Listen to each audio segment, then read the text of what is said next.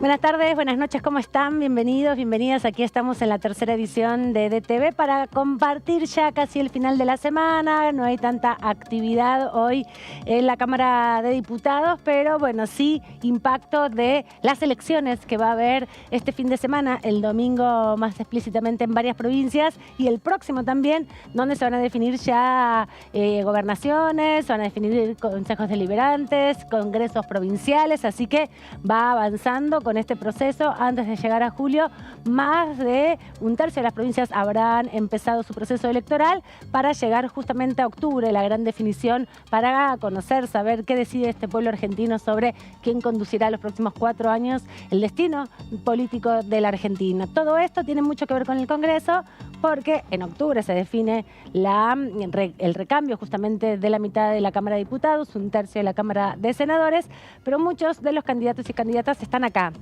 en nuestra Cámara de Diputados, candidatas a gobernadoras y vicegobernadoras, también a intendencias en distintos distritos de las provincias que tienen elecciones. Algunos ya han competido, les ha ido mejor, les ha ido peor, pero aquí estamos también siguiendo un poco el ritmo político de los legisladores y legisladoras que buscarán algunos refrendar por 4 años más su lugar acá en el Congreso y otros irse hacia distintos destinos para conducir por ahí el proceso en sus distritos. Así que de todo esto vamos a estar conversando y también de lo que ha dejado las 2 comisiones del día de ayer y lo que se espera para una posible sesión por ahí, quien dice el día 17, 16 de mayo.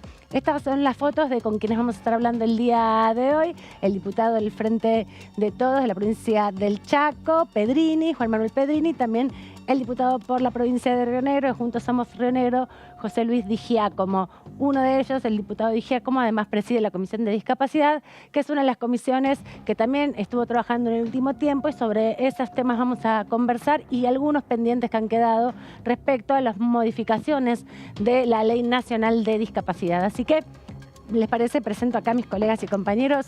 Me robé el saludo de Antonio Ricovena, así que le voy a saludar al primero. ¿Cómo anda, Antonio? ¿Todo bien? Amanda, ¿cómo andás? Buenas tardes, buenas noches. Buenas tardes, buenas noches para vos. Acá estamos. Muy atentos a, tratando de analizar lo que dejó esta nueva semana de mucho trabajo de comisiones y también empezando a pensar, ¿no?, ya en el esquema electoral para las provincias que va a impactar también. Algunos van a estar felices y otros no tanto. Sí, se vienen estas semanas elecciones en Jujuy, La Rioja y Catamarca, y la próxima semana en Tucumán y otras 2 provincias que van a, ya empezar a definir un poco el esquema electoral. ¿Cómo anda, Claudio Mardones? Buenas tardes, buenas noches, Amanda. Bienvenido. Iba a decir buenas tardes, mucho gusto, pero me acordé de y ahí se nos cae otra parte de la televisión en la memoria, ¿no? Sí, otra sota más. Esa es más juvenil, por lo menos. Totalmente. Así Yo que, soy más joven. Por supuesto, vos no te sabrías ni qué es. No tengo ni idea. Así que, bueno. Después en la pausa te contamos. Bueno, después lo hablamos. Pero bueno, juicio político. Vamos a hablar hoy con Pedrini de ese tema, que estuvo ayer presente, no estuvo interviniendo como en otras comisiones, pero se van develando cosas interesantes. Por ejemplo, que autorizaron borrar un mail institucional del presidente de la Corte Suprema, ¿no?, por orden de Silvio Robles. Exactamente.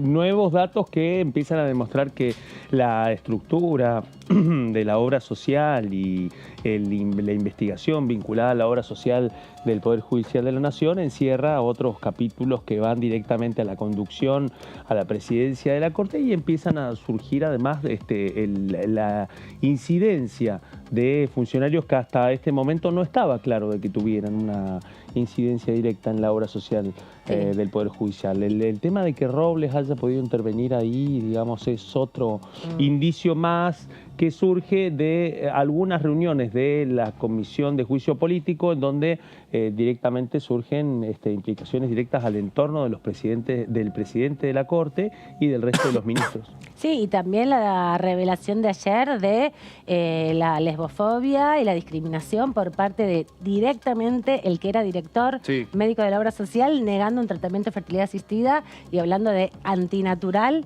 una intervención, un procedimiento que había sido no solo aprobado en el Congreso de la Nación sin estigmatizar y sobre todo sin patologizar, que es la fertilidad asistida, sino también incumpliendo, por ejemplo, la ley de matrimonio igualitario, ¿no?, y la ley de secreto también, sobre todo, al negarle a una de las que vino ayer como testigos que es afiliada a la obra social y tuvo que mover cielo y tierra y sobre todo ella intervenir mucho en la posibilidad cierta de tener su tratamiento de fertilidad que le correspondía por ley y además lo debía cubrir la obra social. Sí, un momento donde quedó expuesto cuando una de las diputadas del Frente de Todos le preguntó si ella consideraba que si estaba en pareja con un varón eso no iba a sucederle y ratificó esa situación y también a la expectativa de lo que vaya a pasar la semana que viene si finalmente van a ser las fuerzas de seguridad las que traigan a Aldo Tonón, a este exdirector de la obra social que renunció hace muy poquito tiempo y bueno, donde también muchos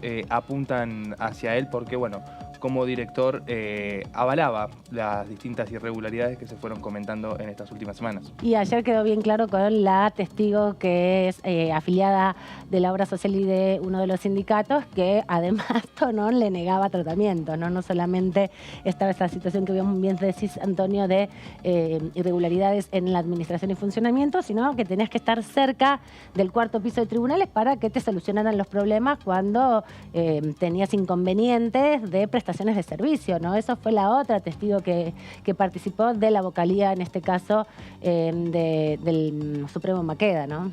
Algo que tiene que ver con el nivel de discrecionalidad en el control y en el manejo y en las decisiones de la obra social, algo que ya se venía esbozando. Lo nuevo tiene que ver con el peso en esas decisiones de los ministros de la Corte, del rol de los funcionarios que dependen directamente de los ministros de la Corte. Esa incidencia muestra otra cosa, muestra que la ausencia de un control externo también le permitía a la conducción del Poder Judicial disponer de la obra social de un modo que poco se conoce, no solamente por el avance de la Comisión de Juicio Político, sino también porque es la primera vez que empiezan a surgir afiliados, afectados, que empiezan a contar, que incluso en lo que hemos hablado con distintos integrantes de la Comisión, bueno, en algunos casos son delegados que se han animado a poder contar lo que está pasando, pero cada vez son más los testimonios que empiezan a dar cuenta en primera persona de esa discrecionalidad. Y además después de lo que dijo Marchi, ¿no? Que amenazaron a medio mundo por hablar con él, imagínate si van a querer venir a dar testimonio, ¿no? Sí, y un capítulo también, de la obra social, que tal vez a diferencia de los otros nos expone un poco más cómo era el manejo interno entre los propios jueces, los recelos entre ellos, este esquema que se armó entre Maqueda, Rosati y Rosenkrantz por un lado y Lorenzetti por el otro, intentando mostrar que era Maqueda el que estaba a cargo de la obra social, los otros intentando, bueno, apañar a Maqueda con lo que se comentaba ayer con la eliminación de los emails o la lluvia que solamente cayó sobre una de las oficinas, sobre una de las computadoras de una de las oficinas del Palacio de Justicia. Y esto, bueno, permite ir no solamente conociendo cómo, avanzando, digo, en las denuncias que estaban, con las que se busca juzgar a los jueces, sino también ir conociendo el funcionamiento de uno de los poderes menos transparentes, ¿no? Que es el sistema judicial, donde no se eligen a los jueces.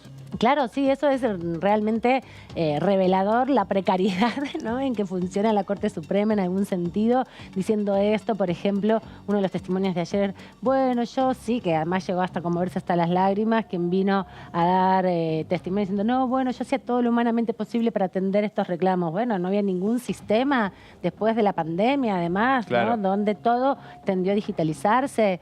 ¿Cuál es ahí el rol también de la institución Poder Judicial dando prestaciones específicas para sus trabajadores, ¿no? Porque tenemos que recordar permanentemente que tanto la obra social del Poder Judicial de la Nación como la de los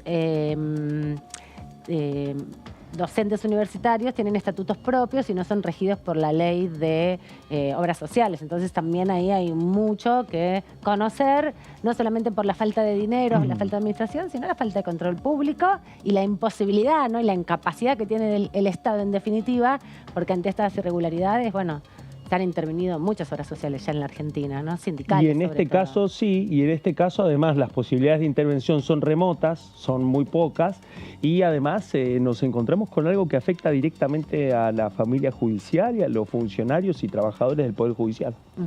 Bueno, cambiamos un segundo de tema porque ayer lo decíamos al final de nuestro programa, se reglamentó oficialmente la ley de capacitación sobre derechos de las infancias, conocida como Ley Lucio. Ayer veíamos y difundíamos también este mensaje a través de la red social Twitter de la presidenta de este cuerpo, Cecilia Moró, donde celebraba obviamente la publicación en el boletín oficial de la reglamentación de la ley, que lo que establece ahora son plazos de alrededor de 6 meses para que sea la CENAP, justamente la Secretaría de Niñez e Infancia y Adolescencia, quien tenga que diseñar un plan de formación y capacitación sobre la legislación vigente en Argentina y también sobre los tratados internacionales, donde se pueda dar a conocer justamente cuáles son las obligaciones que tiene el Estado Nacional para el cuidado y la protección de las infancias. De esta manera se refería la presidenta de la Cámara de Diputados, Cecilia Moró, que a través de la red social Twitter dice justamente desde hoy el Estado, en relación a ayer, ¿no? Desde hoy el Estado debería poner en marcha capacitaciones continuas, permanentes y obligatorias en materias de derechos de niños, niñas y adolescentes. Con la reglamentación de la Ley Lucio generamos herramientas para prevenir y detectar de manera temprana estos abusos, ¿no? Con la foto de el momento de la aprobación, una aprobación por unanimidad. Ya el año pasado se había aprobado esta ley y se aprobó definitivamente en una de las primeras sesiones, casi las únicas sesiones que tuvo el Senado, ¿no? Fue uno de los temas que Cecilia Moró, particularmente junto con otros diputados, le pidió al presidente que sumara al temario de sesiones extraordinarias. Bueno, un tema que tenía ya pendiente de ser tratado en el Senado. Claro, porque acá se había debatido y discutido, en definitiva, durante el mes de noviembre se aprobó el proyecto de ley y luego, en las dificultades que tuvo el oficialismo de conseguir quórum por parte de los otros bloques opositores, no habían logrado aprobar el proyecto en la Cámara de Senadores. Pero llegó a extraordinarias, como bien decías, y ahí fue el impulso propio de la presidenta de este cuerpo para que se apruebe finalmente. ¿Les parece que lo repasemos para recordar de qué se trata? ¿Cómo no? Hemos construido varias placas a lo largo del tiempo que estuvo el debate. Recordemos que fue iniciativa de un diputado de la provincia de La Pampa a partir del crimen de Lucio Dupuy, un niño de 5 años que fue asesinado por su madre y la pareja de su madre, que ambas están condenadas a cadena perpetua por este crimen, por las lesiones que tenía Lucio Dupuy. Bueno, finalmente, prevención y detección temprana de la violencia contra los niños, niñas y adolescentes, el autor Martín Maqueira, del PRO de La Pampa. Ahí surge esta iniciativa en un momento en donde la gran discusión giraba en torno a la alerta temprana para poder evitar de que Lucio tuviera que afrontar una situación totalmente silenciada que terminó con su vida y la pregunta es, ¿pero cómo? ¿Nadie vio antes? Claro, veníamos de la pandemia, ¿no? La ausencia de la presencialidad en las escuelas. Y los médicos. Y los médicos. Digamos, yo recuerdo al autor del proyecto, a Maqueira, recordando un poco, ¿no? Esa cuestión, no solamente él, sino el resto de los diputados de todo el arco político pampeano, precisamente por el impacto que les había provocado esta situación y por el hecho específico de que si había o si hubo alertas tempranas, no funcionó ninguna. Por eso la capacitación es importante y este es el espíritu, en definitiva, de esta ley ya reglamentada en el día de ayer. Tenemos más placas para contar de qué se trata. Sí, porque el objetivo que tiene es unificar criterios, bueno, para que esta prevención sea efectiva. Sí, tenemos la placa ahí para poder... Ahí está. Bueno, también establece la capacitación obligatoria en materia de derechos de las infancias y violencias contra niños, niñas y adolescentes para todas las personas que se desempeñen en la función pública en todos sus niveles y jerarquías en el Poder Ejecutivo, Legislativo y Judicial. Siguiendo esta tradición, digamos, que impuso la ley Micaela, en definitiva, a partir de la necesidad de no solamente aprobar leyes en el Congreso, sino generar mecanismos para que el personal del empleo público a nivel nacional, que está en todas las provincias y en las principales dependencias, donde interactúan además muchas familias con niños pequeños, pienso en la ANSES, por ejemplo, o incluso también en el sistema médico, puedan advertir o en todo caso, bueno, reconocer situaciones de abuso o violencia, ¿no? Exacto, saber poder leerlos, poder advertirlos a tiempo. Sí. Y me parece a mí que tal cual decís, Amanda, a partir de la experiencia de la ley Micaela, bueno, el tema de la obligatoriedad en la formación.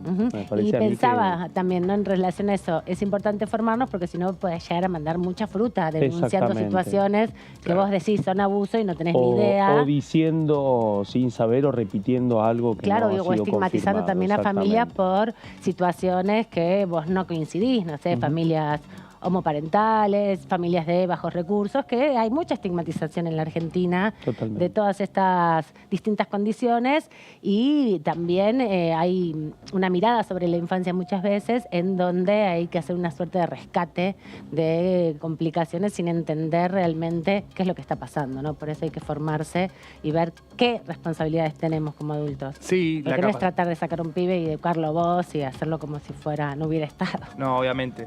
Y la capacitación no viene, digo, en los distintos ámbitos, ¿no? Repasamos también la ley Micaela. Digo, es una sugerencia avanzar en capacitaciones más que en otro tipo de actividades de los distintos organismos internacionales. Digo, es lo que no surge de acá de una decisión de algún dirigente de acá, sino que se viene trabajando a nivel global. Sí, también dar cuenta que estas capacitaciones sobre todo sirven para quienes las reciben, para que modifiquen sus propias prácticas, ¿no? También sepan respetar los derechos de sus hijos, que muchas veces creen que lo hacen, pero se dan cuenta que no lo están haciendo una vez que se capacitan, ¿no? Porque hay muchas condiciones que tienen que ver con los derechos de las infancias que Argentina ha suscrito desde hace mucho tiempo, ¿no? De las últimas décadas, Claro. ¿no? Los principales tratados internacionales son de la década del 20, de la década del 30, que empiezan a considerar ya a los niños y a las niñas más como sujetos, sino tanto como objetos de sus padres, ni de los adultos, ni de las familias, ¿no? Les prohíben el casamiento con niños y niñas, se empieza a prohibir el trabajo infantil, son todas condiciones que parecen naturalizadas, pero hoy suceden y hay que estar Totalmente. atentos, sobre todo. Hay más placas para ver, a ver el... Pasamos a la siguiente placa, sí, porque esta es la que habíamos visto recién. Habíamos leído una parte, sí. Sí, totalmente. En este caso, lo que plantea el proyecto además es unificar los criterios de actuación a nivel nacional y la coordinación con entes provinciales y estatales de actuación, también como la igualdad del acceso al niño, niña y adolescente a la justicia. Otro punto.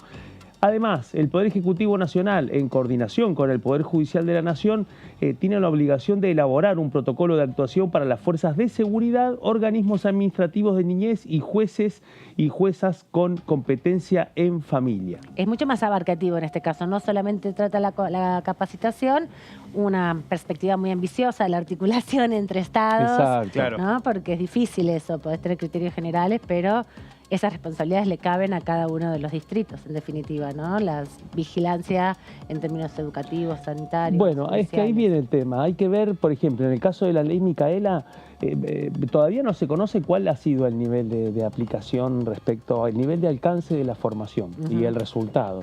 Y el ida y vuelta, digamos, en esos cursos, ¿no? Falta saber un poco al respecto. Sí, los números, pero sí, por ejemplo, Sí. lo importante y lo interesante que está pasando en varios organismos estatales es que la capacitación tanto de la ley Micaela como de la ley Yolanda, que es la de ambiente, que también es obligatoria en los distintos ámbitos públicos, empiezan a ser requeridos para la carrera administrativa, para concursar a cargos de La mayor obligatoriedad. jerarquía. Exacto, La para que nadie obligatoriedad. zafe Exactamente. de esa responsabilidad. Totalmente. Y hay reacciones sobre eso, ¿no? Porque quienes no lo quieren hacer se ven obstaculizados en ese proceso. Intentan con esto abarcar un poco y lo otro interesante es lo que decías, ¿no? El protocolo de acción para la fuerza de seguridad. Bueno, ahí hay un tema. Otro momento Otro, difícil. exactamente, pero creo que tiene que ver con no solamente con el tema de la detección, sino con el otro gran tema, que es cómo poder intervenir, no solamente detectar una situación de este tipo, sino cómo intervenir ahí, porque muchas veces lo que sucede es que la intervención es para poder afrontar la crisis que se desata en ese momento. Son abusivas a veces. Exactamente, en situaciones de mucho abuso, de mucha violencia. Es cierto que a veces cuando hay una intervención acertada se conoce poco, pero en ese contexto sí es claro que falta conocimiento respecto a la forma de detectar eso y a la forma de intervenir también. Claro, porque también hay muchas situaciones donde en esta perspectiva tan instalada de que los niños, bueno, son en algún sentido sujetos de derecho, pero todavía no saben cómo ejercerlos. Exacto. Esa infantilización de las infancias, Claro. digamos, se interviene de una manera que no termina siendo positiva, por ahí se rescata del momento a la persona, o al niño, a la niña, o al adolescente, pero no se lo vincula con otras personas de su familia, se lo institucionaliza durante una semana. Sí, se lo aísla. Claro, y eso termina siendo también tan nocivo como el sufrimiento que está llevando a cabo en el ámbito familiar. Así que muchos desafíos tiene esta ley que ya fue promulgada en el día de ayer a través del boletín oficial, pero tiene distintas instancias de elaboración de implementación, lo que va a llevar un tiempo importante. Y quién te dice en ese transcurrir algún día haya un Ministerio de las Infancias, ¿no? Como hay ahora en Chile, que las infancias son el centro principal de atención de las políticas públicas. Así Bueno, que... ya costó un tiempo largo poder constituir una defensoría, ¿no? Como Pensaba 12 lo mismo. años. Exactamente, ¿Quién te llegó dice su 20 tiempo. años, los próximos Totalmente. hijos de los hijos de los hijos vean un Ministerio de las Infancias? Hay que ver este año cuáles van a ser los informes, ¿no? De Marisa Graham, de la defensora en este contexto, cuál va a ser la evaluación que haga ella también respecto al primer paso más urgente, cuál es la zona más urgente de aplicación de esta ley luego de su promulgación. Exactamente. Nos queda una placa más para conocer detalles. Sí, que repasa lo que estuvo comentando Ramón, que fue el abuelo de Lucio, una de las personas que más insistió y festejó para que cuando se aprobó esta ley, que viajó a Buenos Aires desde La Pampa para acompañar este proyecto y manifestó que con el dolor inmenso que un abuelo puede sentir en este momento, no quiero que haya más niños muertos en la Argentina de esta manera. Fue la contundente frase de Ramón Dupuy, el abuelo de Lucio, una de las personas que más insistió y más trabajó por fuera de este Congreso para que saliera la ley. Exactamente, esto es lo que finalmente se reglamentó. Ahora hay un plazo que establece la propia ley para que se constituyan estos contenidos primero para la capacitación y se vayan desarrollando los otros puntos vinculados a los protocolos de intervención y también a la articulación entre los estados nacionales, municipales y provinciales. Pero vamos a repasar una entrevista que le hicimos hace un tiempo ya, en un año ya, podríamos decir, a Martín Maqueira, que fue quien presentó el proyecto. Este año, perdón, cuando se aprobó finalmente el proyecto, estaba desactualizada yo, miré muy rápidamente la rutina. Cuando se aprobó finalmente entonces sí el proyecto en la Cámara de Senadores, estuvo en la tercera edición y nos comentaba respecto de su impresión o su reflexión por la aprobación final del proyecto. Bien, muy bien, buenas noches. La verdad que sí, satisfecho y contento con haber logrado esta ley, ¿no? Que se ha trabajado durante mucho tiempo en la Cámara de Diputados, con varios diputados y diputadas de todos los bloques, ¿no? Más allá de que el tema salió por un caso de La Pampa y por un pedido de una familia de que hagamos una ley para tratar de prevenir los acosos, los abusos, los maltratos y bueno, las vejaciones que sufrió Lucio en este caso, pero pudimos trabajarlo durante todo el año pasado con Paola Rebesián del Frente de Todos, con Roxana Reyes del Radicalismo y con un montón de legisladoras, ¿no? Porque la mayoría de esa comisión son legisladoras mujeres de la Comisión de Familia, Niñez y Juventudes. Y bueno, llegar a la media sanción en diputados el 9 de noviembre del año pasado con unanimidad ya fue un gran avance y ayer por supuesto que el Senado lo convierta en ley también sin ninguna objeción o sin ningún voto en contra.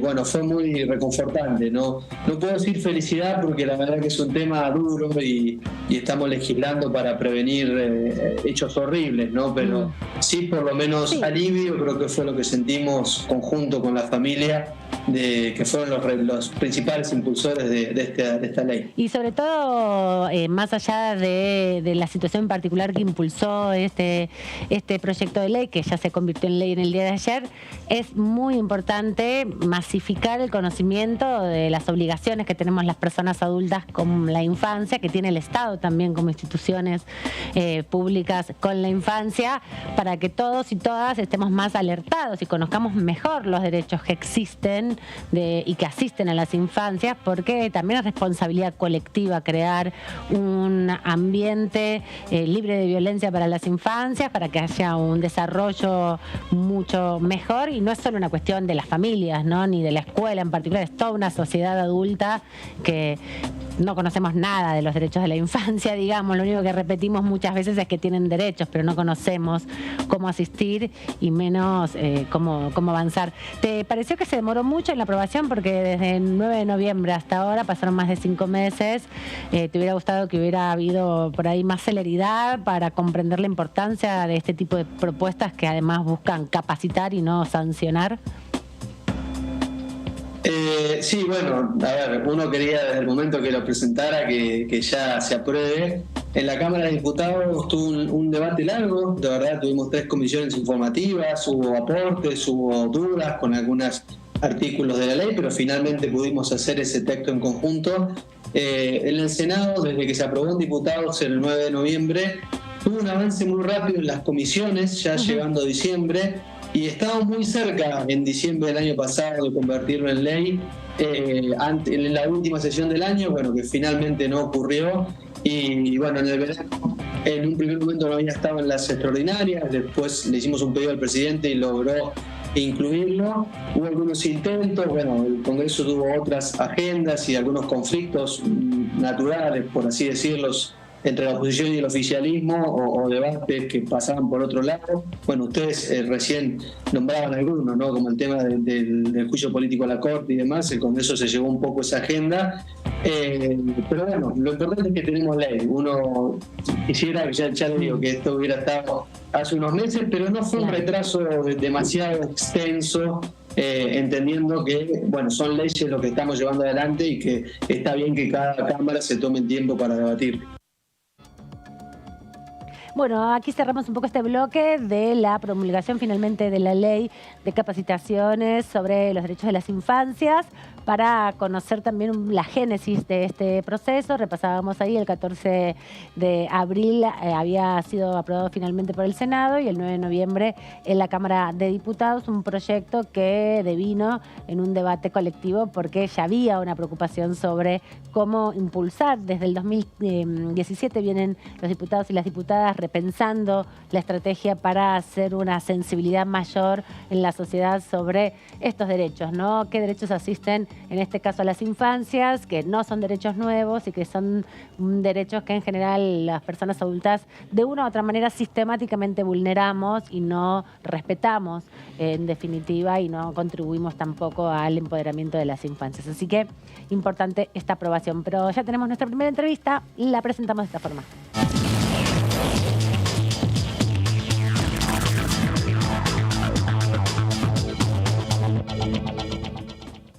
Le agradecemos al diputado Luis Di Giacomo. ¿Cómo anda, diputado? Bienvenido, buenas tardes.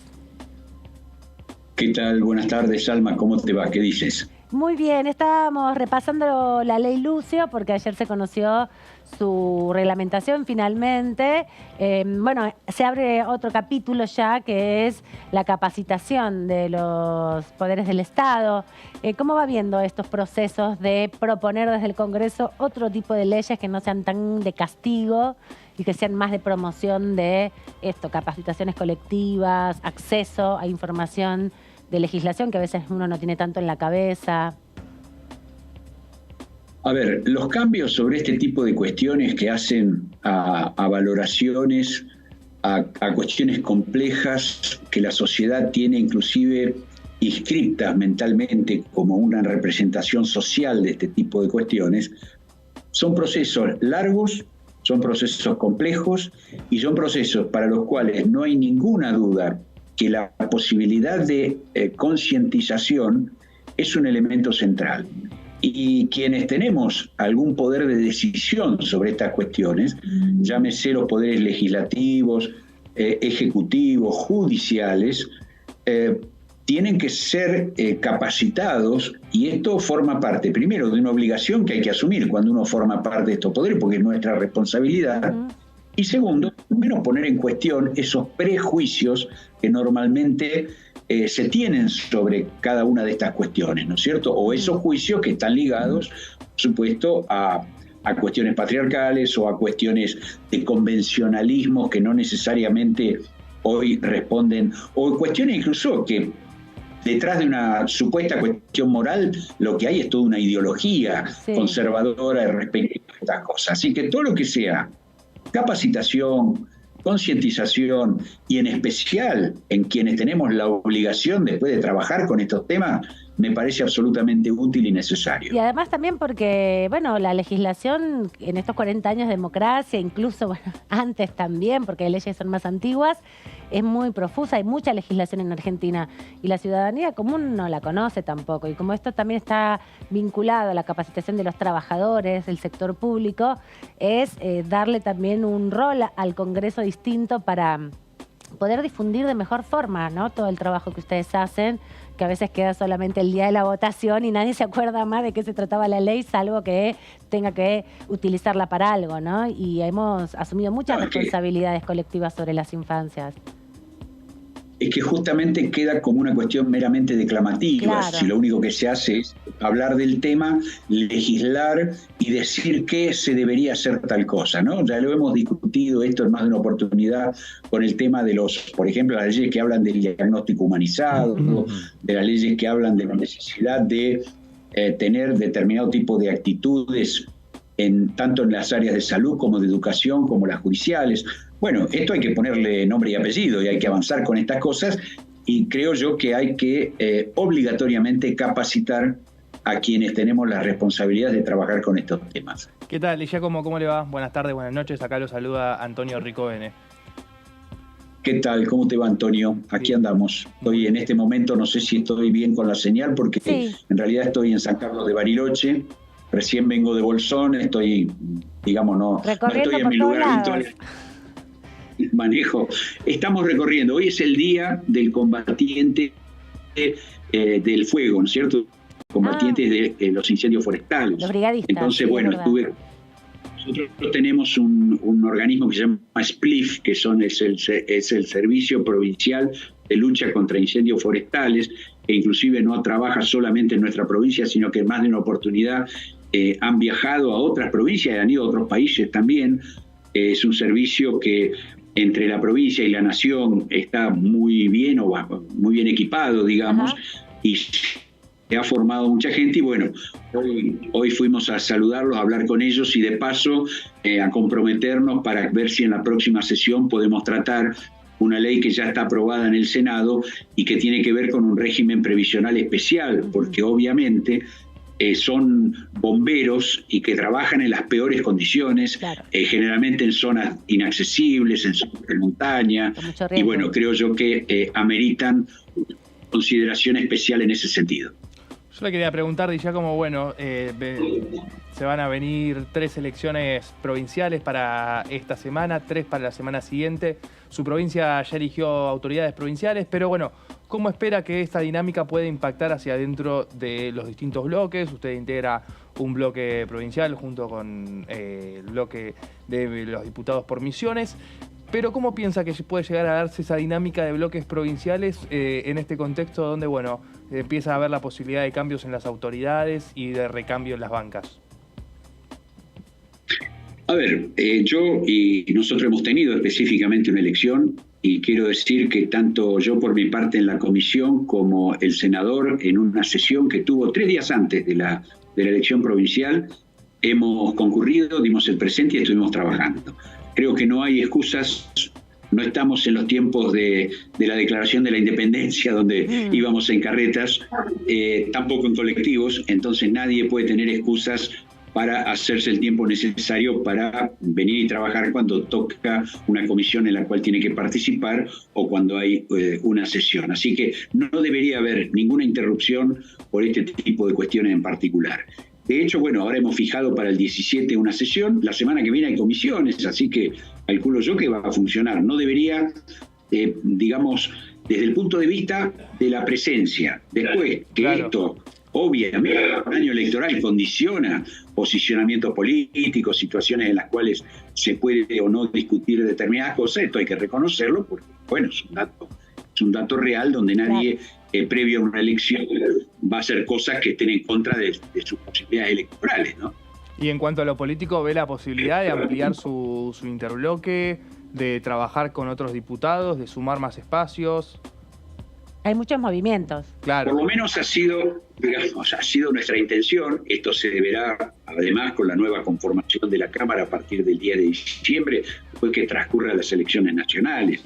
Ahí es donde nosotros sí tuvimos, ya desde nuestro ingreso en el 2019, la idea de ir conformando bloques de carácter interprovincial, porque creemos que lamentablemente las dos grandes fuerzas, porque no es una fuerza política, sino los dos grandes frentes nacionales tienen sus intereses asentados en el AMBA, tienen, digamos, además su dirigencia principal que vela por ese tipo de intereses y discusiones, y nosotros creemos que quienes pertenecemos a las distintas provincias sería muy bueno que actuemos en bloque federalmente para de alguna manera ir reformulándonos determinadas cuestiones que deberían haber sido tratadas ya, como las leyes de coparticipación, como toda una serie de cosas que en función justamente de estas cuestiones muy poco federales que responden al centralismo, no han podido ser tratadas. Así que vamos a insistir en avanzar como bloques intermedios de tipo federales, más allá de quien gane el gobierno nacional, ¿no es cierto? ¿Cómo le va, Di Giacomo? Buenas noches. Claudio Mardones los saluda. Bueno, ¿qué tal, Claudio? Bien, en este contexto, Río Negro fue una de las dos primeras elecciones provinciales del año, junto con Neuquén. Alberto Beretilnec vuelve a ser gobernador a partir de diciembre, pero como resultado de un frente que sorprendió, especialmente por la composición de Juntos Somos Río Negro, más el respaldo de un sector del Frente de Todos, más la otra colectora, la del radicalismo. Bueno, en ese contexto quería pedirle un poco un balance de lo que fue esta experiencia electoral y si esta coalición, que fue la que con distintas colectoras respaldó la candidatura de Beretilnec, va a seguir en pie. ¿Qué espera usted después de que asuma Beretilnec y vuelva al poder provincial? ¿Va a seguir en pie ese nivel de diálogo con esos aliados? Yo creo que además lo que va a haber va a ser una corresponsabilidad en el gobierno. De hecho, estos aliados tienen representación dentro del Poder Legislativo Provincial. Así que creo yo que desde el punto de vista legislativo, y no me cabe duda que también desde el punto de vista del Ejecutivo, vamos a continuar trabajando en forma conjunta, más allá de los posicionamientos que cada uno después sigue teniendo como partido o como grupo frente a las cuestiones nacionales, donde por ahí tenemos opciones y opiniones diferentes. Pero la realidad provincial, básicamente nosotros somos una provincia, vamos a decir así, primero una provincia productiva, segundo una provincia muy ligada a la exportación, por lo tanto tenemos determinado tipo de intereses que también ahí chocan contra muchas veces las necesidades del AMBA o lo que le interesa al AMBA. Nosotros necesitamos, para que nuestra economía funcione, tener una relación real, por ejemplo, con la cotización del dólar, la divisa. Nosotros en ese sentido estamos, digamos, planificando en lo que significan las cuestiones de energía, tanto las energías fósiles, porque nuestra provincia, digamos, es vecina y tiene parte de lo que es Vaca Muerta, tanto también tiene la posibilidad de tener gasoducto y oleoducto que a través de nuestras provincias y a través de nuestros puertos puedan salir al exterior. Por otra parte, estamos desarrollando y esperamos que podamos tratar la ley del hidrógeno verde, porque estamos también con posibilidades de inversiones muy importantes en este sentido. Hemos tenido un gran avance, somos una zona libre de aftosa, por lo tanto tenemos un gran avance de la ganadería, tanto ovina como bovina, y con exportaciones importantes. Tenemos un turismo receptivo internacional también importante. En definitiva, más la fruta fina, más la fruta seca. Son todas microrregiones dentro de la provincia que tienen que ver con un aporte muy importante que le hacemos al país en materia de divisas. Pero tenemos que tener las condiciones para que eso pueda desarrollarse, ¿no es cierto? Así que en lo provincial yo creo que no hay problemas en poder continuar acordando.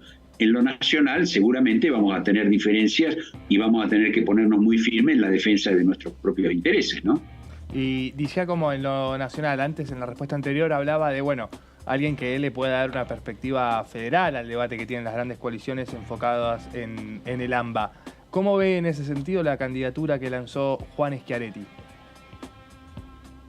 Bueno, yo creo que está más ligada a sus propias necesidades en Córdoba. Por supuesto, uno respeta todas las alternativas que se presentan. Esto tiene que ver con la propia realidad cordobesa de un peronismo cordobés, vamos a llamarle así, y de una realidad de una provincia muy grande, muy rica y muy decisoria también, que probablemente está haciendo su experiencia inclusive con otros candidatos que puedan surgir de alguna otra provincia, ¿no es cierto? Nosotros no hemos tenido hasta ahora conversaciones políticas en cuanto a pensar en una cuestión de una posible alianza de tipo nacional. De hecho, esto recién ha sido largado a la palestra, así que sería muy prematuro pensar en algún tipo de resolución de esto, porque no nos olvidemos, es decir, volvamos bastante más cerca a un momento de las elecciones nacionales anteriores donde se había conformado una tercera opción, digamos, parecía muy fuerte de tipo federal, y después terminó yendo cada dirigente de esa opción por su lado a lados exactamente distintos y en muchos casos contrapuestos. Por lo tanto, creo yo que nosotros tenemos que defender primero lo que significa nuestra identidad rionegrina y después ver qué pasa en función de eso en las posibilidades nacionales, ¿no? Diputado, bueno, yo lo escuchaba con atención cómo anticipa un poco la necesidad de seguir manteniendo las articulaciones las articulaciones regionales. Bueno, y hablando de esa articulación regional, el gobernador electo de Neuquén, el diputado Rolando Figueroa, bueno, fue del MPN, que dejó el MPN y fue quien finalmente protagonizó esta derrota histórica del MPN en 62 años.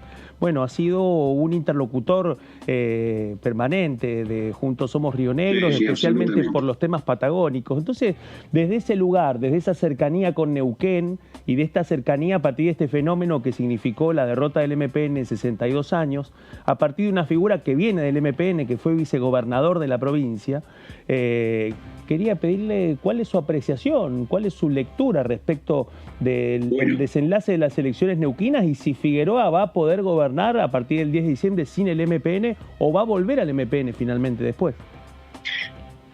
A ver, para no herir susceptibilidades de vecinos, le voy a decir que voy a usar palabras del propio Figueroa. Figueroa, él dice que él no le ganó al MPN, él le ganó a un sector interno.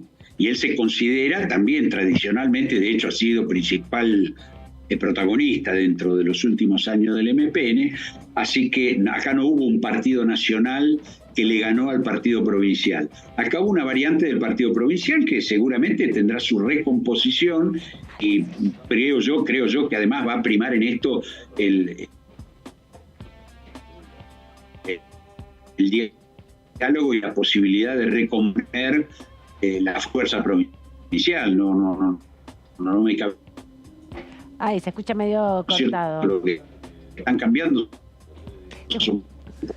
Tenemos algunas dificultades, diputado. Le quiero avisar que se escucha entrecortado justamente esta pregunta que le estaba haciendo mi compañero, así que pedirle si nos podemos... El papel de la provincia, la constitución del...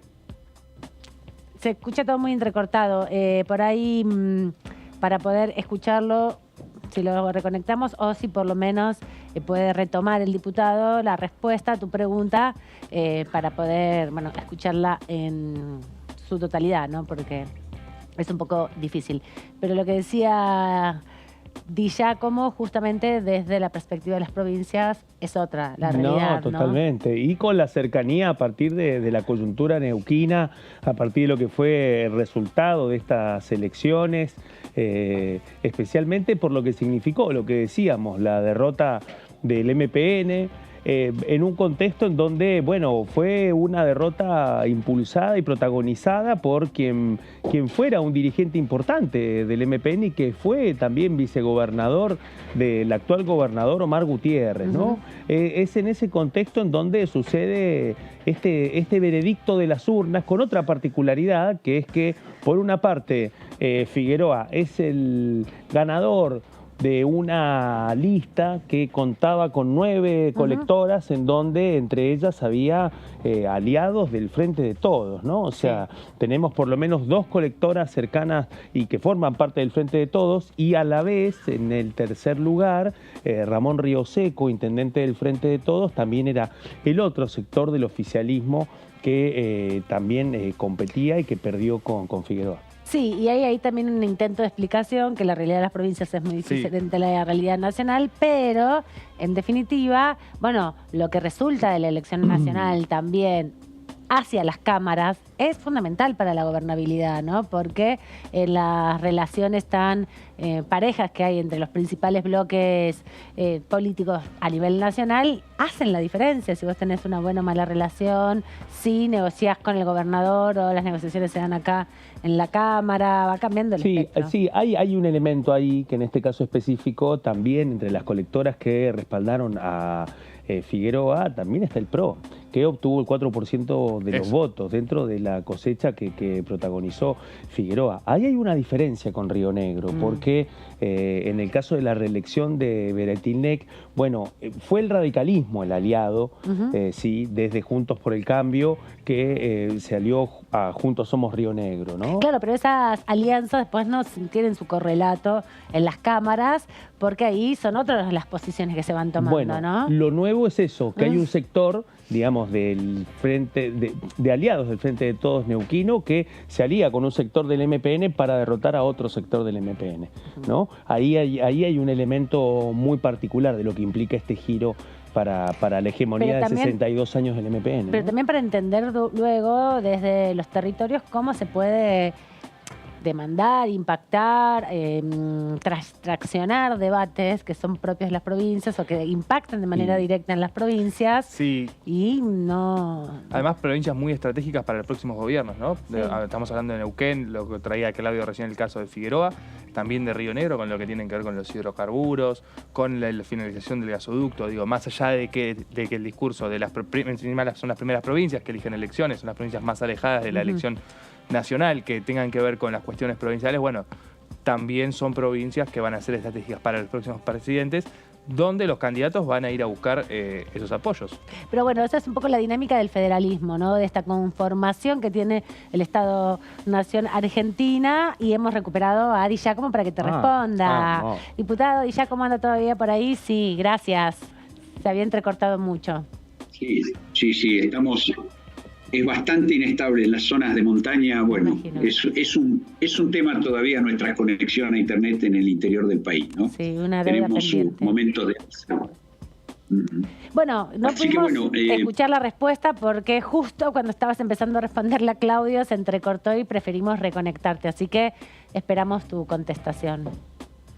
Repetímela, a ver, porque quería pedirle una lectura a partir de lo que significa, teniendo en cuenta su cercanía con Neuquén, y sin perder de vista además que, bueno, Rolando Figueroa, el gobernador electo de Neuquén, ha sido un interlocutor muy importante de Juntos Somos Río Negro, en la articulación política, y bueno, y ahora viene este otro momento en donde la gran pregunta es, bueno, usted me venía respondiendo con palabras del propio Rolando Figueroa, de que él lideraba un sector del MPN que le ganó a otro sector del MPN. La gran pregunta, y lo estábamos repasando al aire recién mientras esperábamos reconectarnos con ustedes, que bueno, hay algunas particularidades en esa lista que lo llevó a Rolando Figueroa a la victoria, entre ellos la presencia del PRO, la presencia también de un sector del Frente de Todos, en una lista que después finalmente se impuso ante el otro sector que impulsa al senador Oscar Parrilli. Entonces, digamos, en ese contexto quería pedirle su perspectiva y cómo va a ser este futuro ejecutivo provincial con Figueroa al frente de un gobierno que por primera vez no va a tener al MPN, o quizá lo tenga en otros términos. Sí, yo creo que el MPN tiene una historia que es de un partido que creo que, por lo menos hasta lo que yo conozco hacia atrás, nunca hizo, por ejemplo, sus representantes legislativos nunca hicieron interbloque con nadie, siempre estuvieron trabajando como MPN. Por ahí esto es lo que está cambiando, es decir, está cambiando a partir de la aparición de nuevos protagonistas. Pero no creo que cambie la esencia, porque además Rolando Figueroa es un hombre del interior neuquino, es decir, del interior del interior. Por lo tanto, es un hombre que conoce y que sabe que el neuquino aprecia mucho desde su himno, su realidad, sus propios intereses, y creo yo que, digamos, teniendo en cuenta además la situación delicada que está la relación entre la política en general y los ciudadanos, va a primar la responsabilidad dentro del MPN, y la gobernabilidad en ese sentido va a tener que contar con la buena voluntad de todos los protagonistas, ¿no es cierto? Porque, bueno, también Figueroa ganó la provincia, pero, por ejemplo, la capital, que es la principal ciudad, te diría yo, y todo un gran conglomerado, está gobernada por el otro sector, y va a seguir siendo gobernada por el otro sector. Entonces creo yo que ahí va a haber seguramente un diálogo que permitirá que esto funcione, respetando las cualidades de la cosa provincial, porque eso es lo que quieren los neuquinos, así como lo que quieren los misioneros y lo que quieren los rionegrinos, más allá de los eventuales resultados electorales en un momento, ¿no? Quería volverlo a la actualidad de la Cámara de Diputados. Usted preside la Comisión de Discapacidad. Habían quedado varios temas pendientes del año anterior con la revisión que habían hecho sobre todo de la Ley de Discapacidad. ¿Cuál es tu idea de trabajo para lo que queda de este año? Un año importante con todas estas caracterizaciones que hacemos respecto de las dificultades atravesadas por lo electoral, pero sobre todo porque los temas de discapacidad y los temas de salud se han presentado como espacios de acuerdo entre los distintos sectores, sobre todo los más contrapuestos, ¿no? ¿Qué plan estás diseñando? ¿Qué puedes adelantarnos de tu estrategia para este año en la Comisión de Discapacidad? Sí, absolutamente. Ya tuvimos reunión la otra semana y de hecho avanzamos con varios temas. La idea es que todavía falta que estos temas sean tratados en algún caso en la Comisión de Salud, en otro caso en la Comisión de Derechos Humanos, pero descontamos que puedan salir con bastante pronto, ¿no es cierto? Porque hay acuerdos que están por encima de las diferencias y de las grietas. Creo yo que lo que pasa es que hay algo que es central y fundamental, y que es la nueva ley. Y esta nueva ley se nos prometió el año pasado por parte del Ejecutivo, se iba a presentar.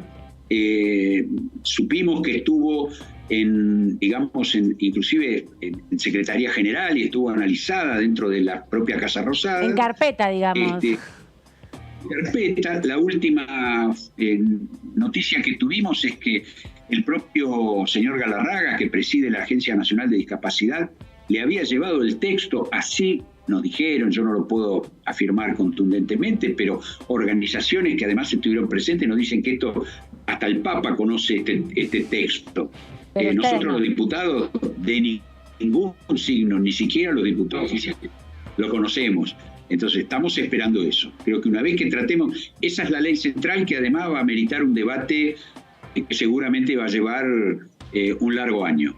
Y por último, preguntarle, usted nos comentaba, nos adelantaba que estaban trabajando en una sesión para el 17 de mayo, están ya haciendo un approach sobre los temas posibles que se puedan tratar, tienen alguna, porque usted además es presidente de un interbloque y de un bloque, están hablando entre los presidentes en ese grupo de WhatsApp que deben tener sobre cuál podría ser una agenda. Bueno, en general la agenda la acuerdan entre las dos coaliciones mayoritarias. Nosotros introducimos temas o decimos que no a determinados temas. De hecho, yo lo que hoy hablé con el presidente del bloque del Frente de Todos era la posibilidad de incluir este tema previsional especial para los combatientes de los incendios forestales, por ejemplo, uno de los temas. Después veremos qué se nos propone como temario general y vamos a ver qué acuerdo podemos llegar en base a eso, ¿no? Pero sí hay más posibilidades concretas de que el 17 tengamos, cerca de esos días, una sesión. Hay compromiso entre todos los presidentes de los bloques para avanzar hacia ese horizonte. Esperemos que el 17 o 18 tengamos sesión. ¿Y qué posibilidad ve que se sume el proyecto para el trastorno de espectro autista, la modificación a la ley que consiguió dictamen hace poco? Es que eso todavía le falta pasar por el consiguió dictamen en nuestra comisión. Pero eso todavía falta por la Comisión de Salud. Exactamente. Esa era la que apuntaba el diputado sin decirlo. Pero podría, de acá al 17... Sí, tiene mucho tiempo, incluso el mismo 17. No sé si lo habló con la diputada Fein o con algún integrante de la Comisión de Salud, a ver si me puede llegar. Yo la semana que viene voy a estar nuevamente allí en Buenos Aires y allí vamos a ver qué que podemos avanzar. Perfecto. Buenísimo. Gracias, diputado. Que tenga buen fin de semana. Lo vemos en estos días. Adiós. Hasta luego, gracias igualmente para ustedes.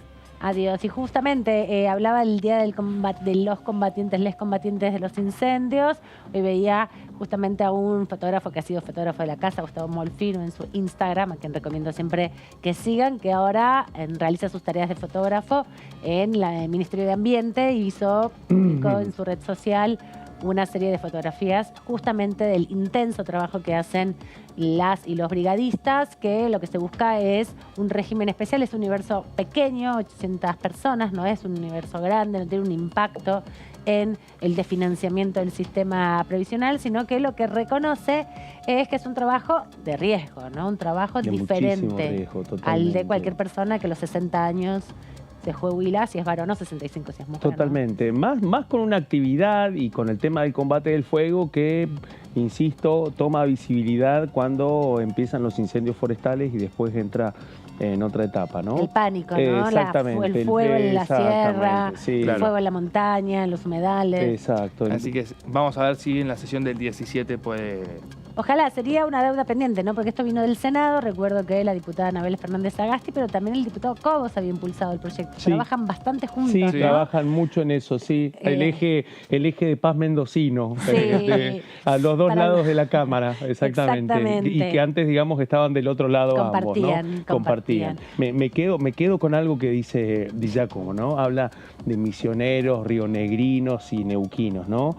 Bueno, hay que ver ahora que empezaron ya a definirse estas elecciones, en el caso específico de Río Negro y de Neuquén, cómo va a impactar, digamos, de acá hasta fin de año el comportamiento de estos diputados, en un momento en donde quería decir esto, ¿no? Misioneros, rionegrinos y neuquinos, dadores de quórum, porque han sido claves para dar quórum, digamos, este es un dato importante de lo que tiene que ver con el resultado de estas elecciones provinciales, porque en el caso específico de Beretinec estamos hablando de un actual senador que fue 2 veces gobernador, la primera vez como al frente de la gobernación luego del asesinato de Carlos Soria, pero que ha sido una figura clave en el Senado durante estos últimos años para poder garantizarle al frente de todos uno de los escaños claves que necesita y en un contexto en donde, bueno, también el otro rol aquí en este otro lado de Pasos Perdidos con el caso específico de Figueroa. Sí, y lo mismo también con Misiones, ¿no? En el Senado y en la Cámara de Diputados tienen una senadora en Misiones. Magdalena Solari Quintana. Claro, y 2 diputados aquí van traccionando parte de las discusiones y la capacidad, sobre todo, en los momentos claves de sentarse y respaldar el quórum. A veces se llega, y a veces no. no. Bueno, vuelvo un segundo al trabajo, ¿no?, de Beretinec acá en el Senado, que le permitió tejer esos distintos acuerdos con principalmente Martín Doñate de la Cámpora para, bueno, recibir un apoyo bastante sólido y contundente en las elecciones pasadas. Pero se estuvo enfrentado, como bien decías, a Soria, el ministro de Justicia. Exactamente. Hijo de Carlos. ¿Carlos se llamaba, no? Sí, señor. Martín Exactamente, Soria. Martín Soria, hijo del entonces gobernador que fue asesinado. Pero a eso también se suma otra pieza, también que permite poder entender la complejidad de cómo llega el oficialismo a esta coyuntura, porque terminadas, hagamos breve memoria, parece que hubiera pasado hace una eternidad, pero pasó hace poquito después de las 2 elecciones, ¿no? Neuquén y Río Negro. Hubo una foto en el medio de días muy complejos con respecto a la discusión de Antonio Aracre al frente de la jefatura de asesores de la presidencia del ministro de Economía Sergio Massa, tanto con Beretinec como con Rolo Figueroa, ¿no?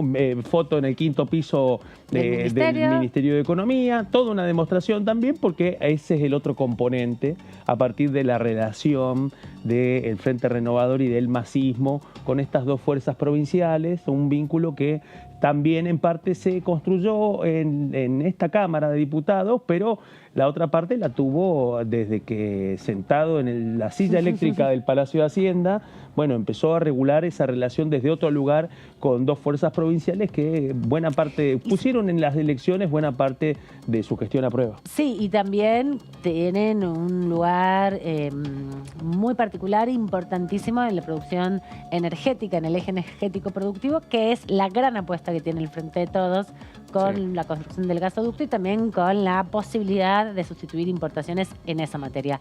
Nos vamos a la pausa. ¿Cómo no? Nos quedan entrevistas todavía para hacer, nos queda repasar un poco de memoria de la historia reciente, porque esta semana hubo un aniversario sobre Malvinas, y también vamos a tener otra entrevista, nos vamos a meter a fondo con juicio político.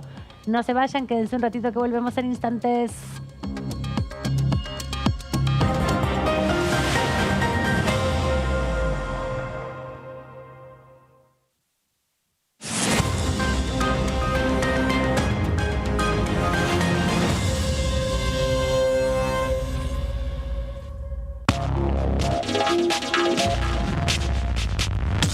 DTV es información, es diálogo y es análisis. DTV es pluralidad de voces, es libertad de expresión. DTV es federalismo. DTV es todo lo que un país en democracia tiene que ser. DTV es tu voz en el Congreso. Este 2023 seguí eligiéndonos. DTV, el periodismo en el Congreso. Otra jornada aquí en DTV, en Todo Cultura. Es algo que por ahí nos diferencia, nos identifica, nos hace únicos, irrepetibles, y como te decía, mostramos un poco de la música, mostramos la parte de las fotos, pero también mostramos la producción a través de la gastronomía. La cantidad de fotos varía el partido. Si me preguntas el partido de la final, tengo creo algo de 6.000 o 7.000 fotos. Fue una locura editar eso. Me imagino. Pensá que las cámaras de hoy son muy rápidas. Sacan 30 fotogramas por segundo. Es más que un video. Ya filman más que una cámara de video. Todo Cultura, miércoles 23 horas.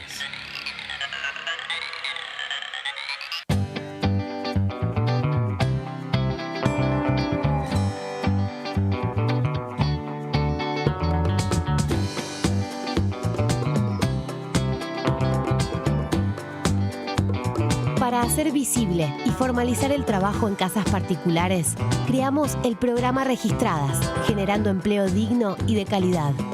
Inscribiendo a una trabajadora de casas particulares, formalizás un puesto de trabajo y asegurás que acceda a todos sus derechos. A través del programa Registradas, durante los primeros 6 meses, el Estado cubre el 50% del sueldo de las nuevas trabajadoras. Una herramienta para visibilizar, formalizar y reconocer el trabajo del personal de casas particulares. Argentina Presidencia. Bienvenidos a una nueva edición de DTV Noticias. Este es un proyecto que está destinado a tratar de equilibrar un poco la situación de los productores que estamos lejanos al puerto con respecto a los que están en la zona núcleo. El próximo tema será el de coparticipación federal y para esa época sí será convocado Silvio Robles, uno de los personajes más nombrados en la primera etapa del juicio y que hasta ahora no ha estado presente. DTV Noticias, de lunes a viernes.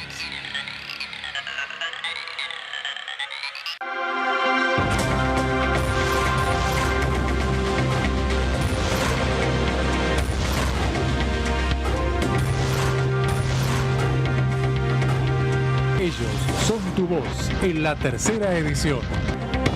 DTV, el periodismo en el Congreso.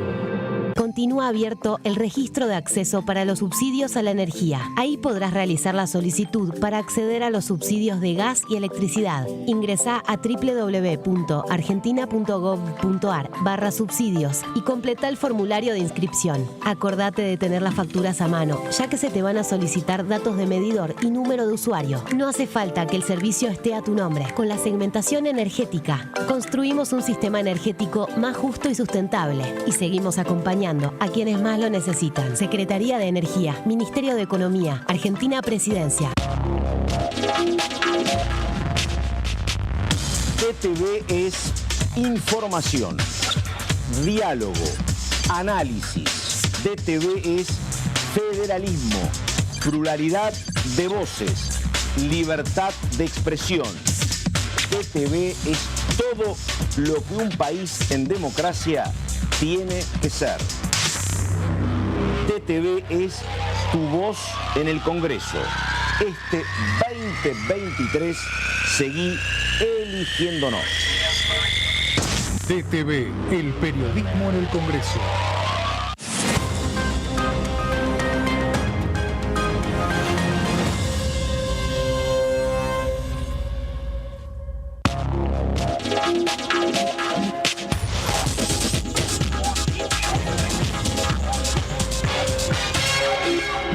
¿Cómo va a pagar? ¿Efectivo? ¿Débito? Pago lo que es justo. Hoy podés pagar como quieras, pero pagando siempre lo que es justo. Precios Justos es un compromiso entre todas y todos que nos permite desde la app avisar de faltantes e irregularidades para que nadie tenga que pagar de más. Esta medida va a traer orden en los precios y en las casas de cada familia. Bájate la app, escanea y conoce los precios justos. Primero la gente. Ministerio de Economía. Argentina Presidencia.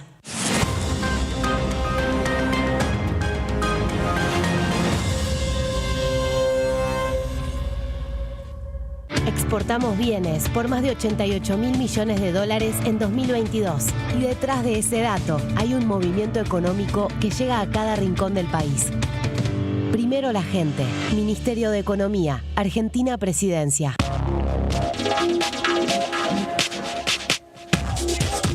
DTV es información, es diálogo, es análisis. DTV es federalismo, libertad de expresión, pluralidad de voces. DTV es todo lo que un país en democracia tiene que ser. DTV es tu voz en el Congreso. Este 2023, seguí eligiéndonos. DTV, el periodismo en el Congreso.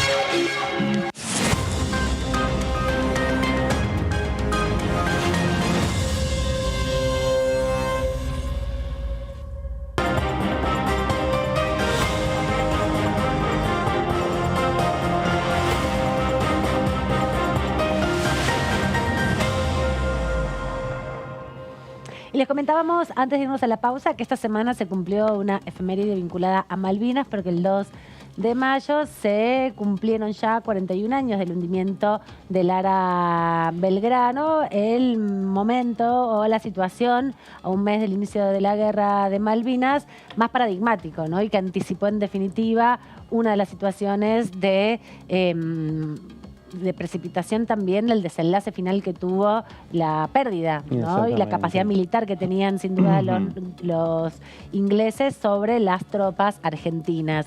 Y es un hecho muy paradigmático porque de más de 1.000 tripulantes que tenía el Belgrano, el Ara General Belgrano, la mitad de las víctimas de toda la guerra son producidos en este hundimiento que se dio fuera de la zona de exclusión. Una situación que, si se investigara, debería tener una categorización de crimen de delito, guerra. Claro, de un delito que va más allá de los acuerdos formales que se dan en el contexto de un conflicto bélico, ¿no? Sí. Bueno, uno de los temas donde se está cumpliendo un nuevo aniversario y también donde marcó, ¿no?, el pulso de la guerra. Recién había pasado un mes, una guerra que continuó hasta el 6 de junio. Y bueno, marcó el pulso de lo que fue, lo que decían ustedes, lo que decías vos, Amanda, antes, ¿no? Fue fuera de la zona de exclusión.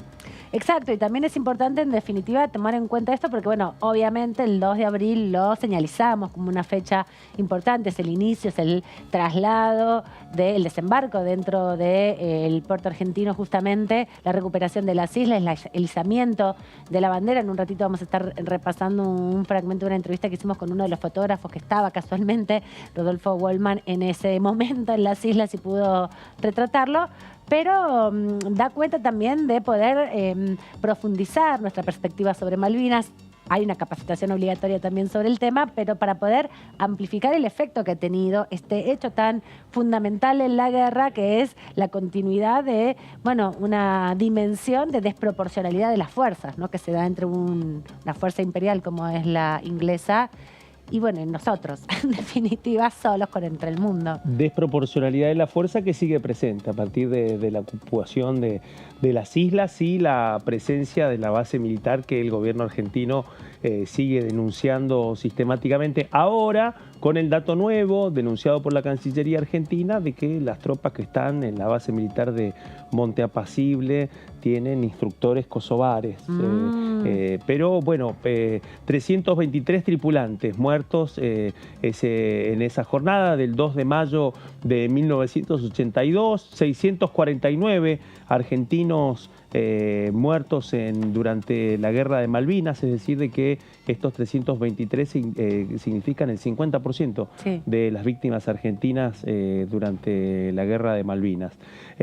Un giro muy importante en aquel momento, cuando se estaba cumpliendo un mes del comienzo de la guerra, y en un momento en donde la demostración anticipó de que el conflicto o entraba en una inflexión o iba a seguir extendiéndose por fuera de lo que era la zona de exclusión, con la predisposición de que se siguieran cometiendo crímenes de guerra. Exactamente, y parte de eso también tiene que ver con la memoria, el proceso de construcción de la memoria sobre el conflicto de Malvinas en particular, respecto al conflicto bélico, para ir reconociendo también en el proceso de dar cuenta del reconocimiento de las víctimas, la posibilidad también de los familiares de acercarse a rendirles homenaje en propio territorio de Malvinas, pero también un proceso que a veces aparece solo en un momento congelado, ¿no? Situado, y fueron varios meses muy complicados, muy complejos y muy tensionantes también en términos de el debate en torno a las torturas sufridas en el contexto también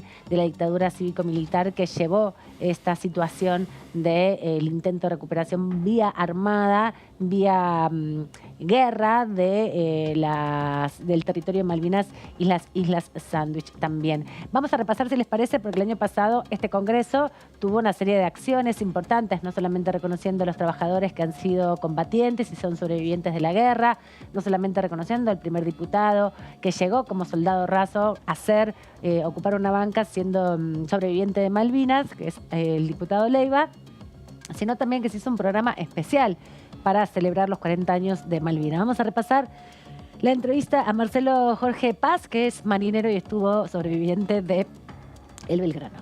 Nuestra balsa tenía 18 personas. El comandante todavía no había bajado del barco, el capitán Bonzo. Él se quería quedar arriba del barco. Le dijimos de todo, de las buenas y de las malas maneras, para que se bajara. Él no tenía culpa de esto. Es una situación que él tampoco lo hubiese querido. Nazaret nos preparó para poder sobrevivir a esto. Tal cual. Yo siempre doy gracias porque hicimos zafarranchos de todas las formas, desde el ataque hasta incendio y hasta abandono. Eso nos preparó hasta estar sin para luz. aquellos, los más jóvenes, un zafarrancho significa un simulacro. Simulacro, claro. Nos hizo hacer estos simulacros sin luz, preparándonos. En medio de la nada. Claro. En medio del océano gigante y oscuro. Sí, tal cual. Y nuestra posición de vanguardia era Islas de los Estados. Ahí se hicieron la mayoría de estos simulacros. Pero se logró que la gente sobreviviera. Por ese entrenamiento. Cuando el impacto, se corta la luz. Automáticamente todo el barco queda a oscuras. ¿Hay algún tipo de reclamo internacional? Porque el tema del Belgrano fue un tema particular, ¿no? Sí. Un tema... fuera de la zona de exclusión. Exactamente, de carácter humanitario. Fue deliberado, de la Thatcher fue absolutamente deliberado. ¿Hay algún tipo, hasta la actualidad, algún tipo de reclamo internacional, más allá de la guerra, No, realmente no sé. Se han hecho comentarios, pero la verdad nunca me llegó nada en concreto. ¿Qué hora fue el impacto? A las 4 de la tarde. 4 de la tarde. ¿El sol estaba cayendo en el sur? Todavía no. Sí, había luz, pero no había un día nublado, lúgubre, de llovizna, de medio... Y en ese sótano estaba todo oscuro. Todo oscuro. Y después del impacto, cubro control averías, no me responde. A los 10 minutos de llamar no había comunicación, porque estaba todo caído. Eternidad. Trato de subir a la cubierta, que es cuando me encuentro que la balsa mía, ya te digo, estaba ahí arriba, no estaba, pero esos son 2 segundos o 3 segundos fueron eternos. Bueno, después tuve la suerte de ir a la balsa, no me mojé, fui el primero que salté, caí sobre el techo, me pude meter, y después fueron cayendo los demás compañeros. Yo digo... Y me recuerdo antes de saltar que logramos que el comandante suba a nuestra balsa. El que no quería. El que no quería. Y bueno, por eso es que tenemos ese recuerdo plus. Conmovedor el testimonio justamente en este programa especial que se hizo durante el año pasado para el 2 de abril para conmemorar y homenajear sobre todo a los sobrevivientes y para recuperar la memoria, ir conociendo cada vez más detalles, ¿no? Cada testimonio que se vierte en relación a la guerra, a la vivencia propia del conflicto armado, pero después también todo el proceso de desmalvinización que se consolidó hasta mediados de los 90, cuando las primeras leyes reparatorias empiezan a reconocer la categoría de combatientes a quienes estuvieron en Malvinas y también subsidios para su supervivencia y para la asistencia de la recuperación postraumática, ¿no? Que supuso ser parte de un conflicto bélico en esas condiciones tan particulares, recordando además que la gran mayoría de los soldados eran conscriptos, eran colimbas, ¿no? Iban a un entrenamiento, contaba el propio Leiva, que varias veces me tocó entrevistarlo por este tema, y voy reconstruyendo un poco su historia también, que él tenía 2 meses de entrenamiento desde Corrientes, donde estaba haciendo el servicio militar, y terminó en Malvinas y nunca casi había disparado un arma, ¿no? Con 18 años, muy jovencito. Y el proceso luego de muchos años de recuperación, y ahí la familia es fundamental para poder acompañarlos, ¿no? Totalmente. Y además algunas cuestiones que vale la pena poner en el prisma justo en este aniversario. Este aniversario muy pocas veces repasado con la misma intensidad del comienzo de la guerra. Exacto. Y hay un tema, no solamente la desmalvinización, sino también el impacto que tuvo en la negación del conflicto, especialmente a través de los combatientes, de la ausencia de reconocimiento de los combatientes, y después lo que implicó también para la joven y recuperada democracia argentina elaborar el impacto de lo que fue una guerra por la recuperación de las Malvinas impulsada por una dictadura, ¿no?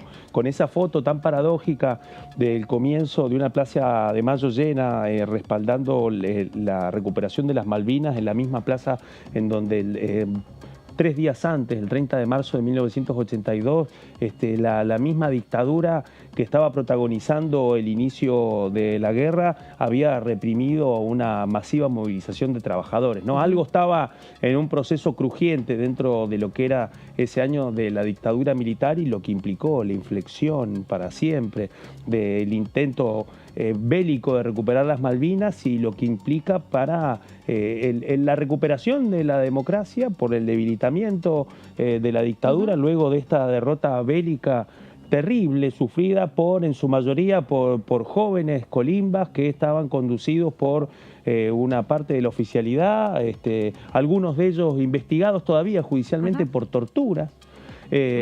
Con un Estado Mayor que además fue investigado por las propias Fuerzas Armadas, que en donde después se pudo conocer, años después, los detalles de esa investigación y las fallas que habían cometido desde lo más alto de la Junta Militar en la planificación bélica y en la ausencia de atención y de respaldo a las tropas que estaban allá. También pensaba a partir de la pregunta que hacía nuestro compañero Martín Di Natale, recordamos un programa emitido el año pasado, pueden verlo en YouTube, en la página justamente de YouTube de Diputados TV, porque los testimonios que están ahí no son tan habituales, ¿no? Claro. Nosotros por ahí siempre recordamos eso, un poco la situación de algunos sobrevivientes. Hay pocos que también son públicamente reconocidos en términos de el aporte que van haciendo para poder entender cómo se vivió, cómo fue la experiencia vital de todos estos compatriotas que aún hoy necesitan respuestas, ¿no? Y planteaba muy bien nuestro compañero y colega Martín Di Natale qué pasa con la investigación del ataque justamente fuera de la zona de exclusión del área Belgrano, donde queda todavía mucho por repasar y por analizar, no solamente este ataque en particular, que no tuvo todavía consecuencias de ningún tipo legales, porque cada vez que se debate sobre la soberanía de las Malvinas tiene que ver con un reclamo histórico que viene haciendo Argentina en sedes diplomáticas, y también en esos contextos de los 80 hay un cambio de estrategia producto de dejar de lado la vía de la diplomacia como parte de las políticas internacionales del Estado, ¿no? Una dictadura cruel que lo hemos visto también a lo largo de la historia en términos de su juzgamiento, y otra de las dimensiones que todavía no se ha investigado ni analizado aún a 40 años, porque la herida está todavía muy abierta, la dimensión económica, ¿no? El proceso también económico que le implicó a la dictadura cívico-militar, una guerra que todos sabemos que las guerras son una forma también de traspaso de deudas y también de blanqueamiento de muchas deudas y de capacidad también de compra de materiales bélicos que no están tampoco trazados en términos de la investigación, ¿no? Las corruptelas que hay en torno también a esas instancias en un gobierno militar que toda su dimensión económica sigue estando con impactos aún en la democracia. Les conté que Rafael, le había dicho Rodolfo antes, Rafael Wallman estuvo conversando conmigo en Todo Cultura. No es para autorreferenciarme, sino para contarles dónde fue esta nota. Él es fotógrafo, estaba realizando, era muy joven, tenía 20 años cuando fue la guerra, y estaba de casualidad, medio de casualidad en Malvinas, 3 días antes de que se declarara justamente el desembarque de las tropas argentinas en Malvinas y pudiera iniciarse este proceso de recuperación vía armada. Contó, hizo un libro sobre sus 4 viajes a Malvinas, porque después lo volvió a hacer, y contó el único fotógrafo, de hecho, en el momento que vio la rendición de los ingleses ante el desembarco Argentina, Rafael Wallman, hablando en Todo Cultura sobre esta experiencia. Veníamos con un... te aclaro que yo tenía 23 años ahí, 23, 24 años. La edad de los combatientes. Claro, y tenía, sí, un poquitito más tenía, pero la edad de muchos combatientes. Y veníamos de un training de conflicto en Argentina por las manifestaciones que había durante la dictadura. Claro, porque había sido la manifestación del pan y trabajo, ¿no? Pan, paz y trabajo, que era la de la CGT. Estábamos un poco, estábamos, claro, acostumbrados un poco a los gases lacrimógenos, a determinada represión, etcétera. Pero nunca me imaginé esto. Incluso toda la película que llevé era una película de altísima calidad para hacer paisajes, ese tipo de cosas, no lo que uno usaría en un conflicto. Pero bueno, igual te da tanta adrenalina ese momento que no pensás, sino que lo que haces es actuar. Y para mí actuar era cubrir la nota, lo que estaba pasando. De hecho, nada, estuve casi toda esa noche sin dormir y todo el otro día entero también. Se sucedía un evento atrás de otro. Después de esas 2 fotos y de la rendición, estaban los marines prisioneros de guerra, que los llevaron al aeropuerto, los subieron a un avión, el gobernador que se fue con su traje de plumas, de gala, después vino el izamiento de la bandera. Eran todos eventos uno atrás del otro. Y después, bueno, ver qué hacía con ese material, que no se podía, que yo necesitaba sacarlo de la isla y mostrarlo a mis socios y al mundo, digamos. Claro. Y bueno, por suerte al otro día llegó un avión de la Fuerza Aérea, un Hércules, con fotógrafos por 3 horas. Vinieron de 1 a 4 de la tarde y yo en ese vuelo me colé, como si hubiera venido en ese vuelo, y pude volver, claro, y pude volver al continente. Y cuando revelaste las fotos, ¿cómo fue? Porque vos te sacaste las fotos después, bueno, las revelaste allá también, ¿no? Porque algunas las mandaste, las veías en diapositivas, ¿cómo eres? Claro. ¿Descubriste algo en todo ese rollo que no sabías que tenías, por ejemplo? Y vos fotografías todo lo que ves, claro. No estás pensando en lo que hiciste. Lo que sí te tenés es un grado de cuestionamiento y responsabilidad grande, porque por ejemplo llegué a Comodoro Rivadavia y en Comodoro Rivadavia había corresponsales de todo el mundo que querían comprar mis fotos. Ahora, la foto todavía era imagen latente, como se llama, o sea, estaba en un rollo, la cámara podría haber fallado, yo podría haber sacado las fotos mal, podría haber hecho que se salieran fuera de foco, el laboratorio las podría haber arruinado, había tantas variantes. Ellos me estaban ofreciendo que querían comprar un cartucho de este tamaño donde se suponía que había fotos. No es como hoy que vos haces una foto digital y en el momento la estás mirando, la revisás con los deditos así, y te fijás si está en foco, si está bien, la podés arreglar con Photoshop.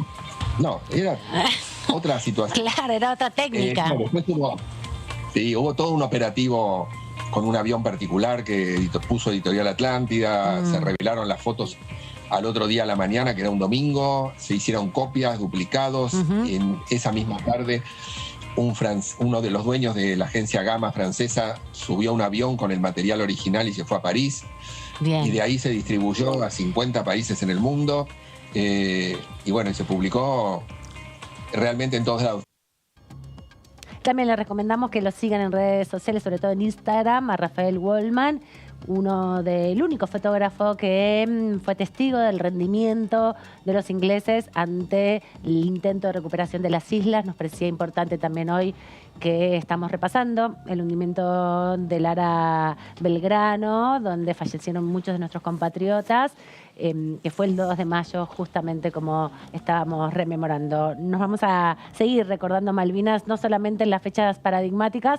Recordemos también que hay legislación argentina vigente para obligarnos a todos a capacitarnos, un instituto específico de Malvinas y también la señalización en todos los lugares donde hay institucionalidad argentina, donde hay embajadas, donde hay edificios públicos, de el reclamo por la soberanía de las islas, pero también el reconocimiento a todos los compatriotas que dieron su vida, ¿no? Que están ahí sus restos y a quienes siempre honramos y respetamos. No queríamos dejarlo pasar antes de que termine esta semana porque, bueno, arranca mayo, arrancó con esta efeméride y todavía nos queda más para recordar en los próximos meses, sobre todo para traer a la memoria permanentemente Malvinas. Cambiamos un poco de tema porque hay otro tema muy importante que tiene que ver con los recursos naturales. Claudio, nos vas a contar uno de los tantos proyectos que hay que buscan declarar recurso estratégico al litio. Así es, Amanda.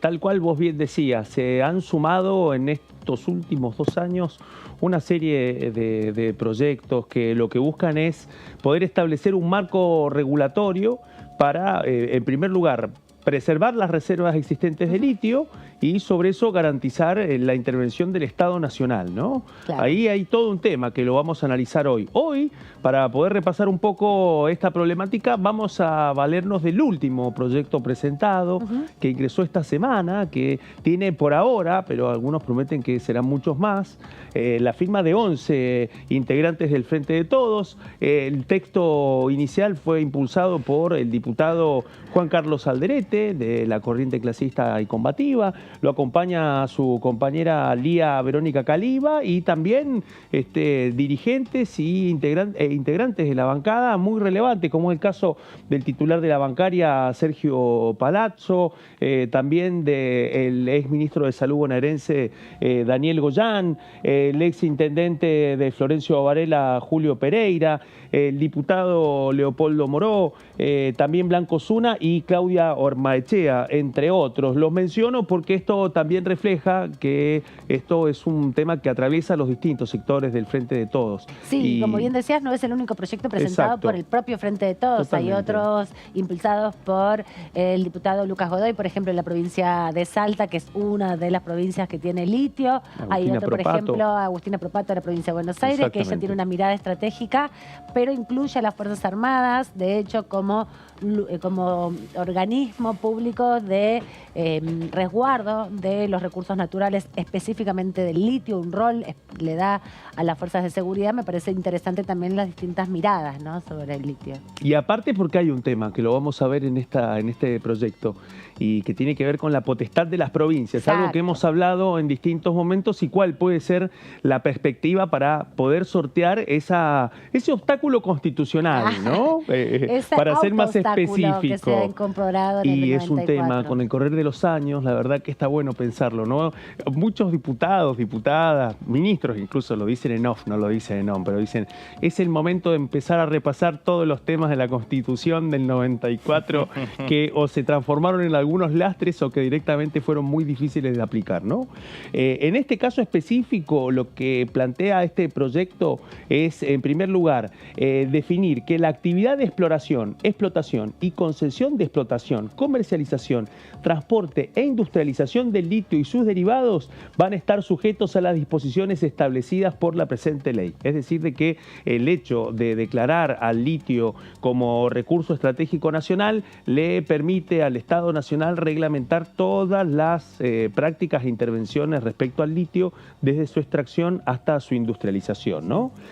Además, por otra parte, insisto, lo que decíamos, declara de interés público la exploración, explotación, concesión de explotación, industrialización y todos los actos relativos al litio y sus derivados. Y esta declaración de interés público pone al Estado-Nación entonces en un rol protagónico, ¿no? Porque si no, lo tendrán que declarar estratégico y de interés público provincial. Bueno, ahí está el tema, hay una que parece que no va a suceder mucho en las provincias, teniendo en cuenta además que por la Constitución Nacional las provincias son las que tienen la potestad plena con respecto al subsuelo de su territorio. Así que ahí es donde viene algún tema. Vamos con la siguiente placa para poder abordar un poco más en profundidad este proyecto. En la siguiente placa vamos a poder ver un poco más de detalles. Exactamente. Lo que plantea este proyecto es que las concesiones ya otorgadas sobre el mineral litio constituidas a favor de empresas privadas con anterioridad a la fecha de vigencia de esta ley están plenamente alcanzadas por este proyecto de ley y deberán acogerse a sus disposiciones y normas que la reglamenten en el plazo de 1 año a partir de su promulgación. No es un tema menor, porque lo que establece es precisamente que en el caso de que esta iniciativa se transforme en ley, hay 1 año para que todas las explotaciones que ya están en desarrollo, y ahora vamos a entrar en detalle para poder abordar ese universo y entender lo grande e importante que es, precisamente para que todas estas actividades que ya están en pleno desarrollo puedan ser reglamentadas por esta nueva ley. Acordate que el año pasado vino 2 veces la secretaria de Minería aquí en la Cámara, en la Comisión de Minería, habló mucho, largo y tendido sobre la explotación de distintos recursos, pero hizo un foco en el litio, ¿no? Hay como 18 proyectos en desarrollo y tienen una concentración en un lugar particular. También es un tema, ¿no?, que se está trabajando a nivel regional. Digo, lo vemos en Bolivia, lo vemos en Chile. Como acaban de nacionalizar los dos. Por eso, no puede entenderse tampoco sin pensarlo desde ese lado y de la posibilidad, ¿no?, de trabajar, que es algo que se planteó en su momento, en un polo productivo regional de lo que es el litio, ¿no?, entre estos 3 países limítrofes. Sí, esperemos que Argentina no dé la nota. Bueno, es que en parte el hecho de que este proyecto tome impulso forma parte también de buscar terciar dentro de las discusiones del Frente de Todos en este momento a partir de lo que es la discusión de lo que está pasando en Chile. Fíjate que Chile igualmente es un país que ya tiene acostumbrado, digamos, a tener nacionalizados sus productos minerales como el cobre principalmente, y lo vemos en Bolivia con el gas. Claro, pero en Chile lo que pasa es que tienen nacionalizado el cobre, pero privatizado el agua. Entonces también tiene una contradicción ahí, que parte de la discusión con el litio es el agua, ¿no? Porque es en las zonas de humedales y de salares principalmente donde se concentra la mayor cantidad del recurso mineral. También tiene un impacto negativo en la forma de extracción. No es que la minería es algo neutro para el resto de las industrias que están en zonas cercanas, sobre todo la agricultura, ¿no?, que es otro de los puntos fundamentales, muy distinto a lo que le pasa a Chile.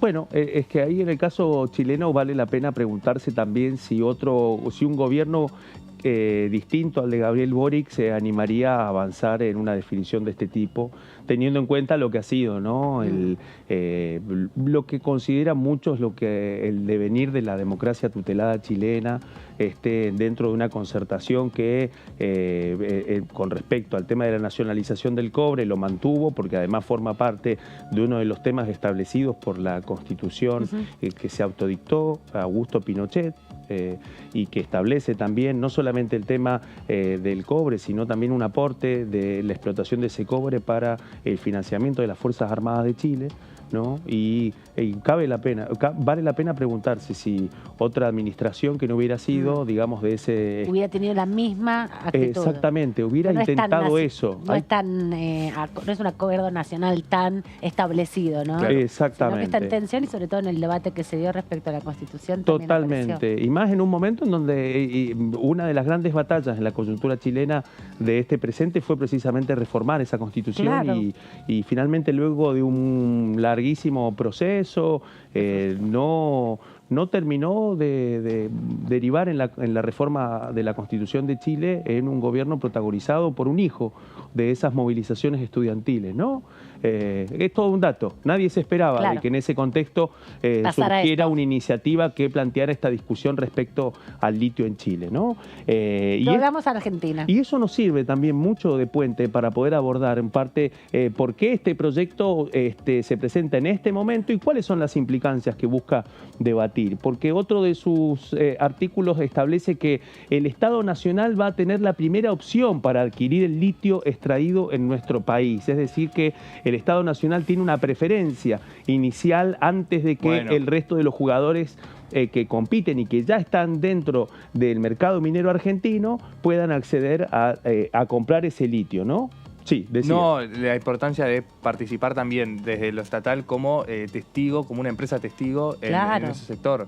Algo que se buscó también con Vicentín en su momento. Que se frustró. Que quedó frustrado, pero esa participación no solamente puede colaborar en la fijación de precios, sino en seguir de cerca el mercado para por lo menos ver que no se fuguen los minerales en este caso. Sí, también establecer estándares que el Estado tiene más obligación, incluso más capacidad de ser controlado en su obligación o no del cumplimiento para la explotación respecto a los estándares ambientales, ¿no? Que si no hay una empresa de participación estatal, es más difícil el seguimiento de esos impactos ambientales o es más posible evadirlos.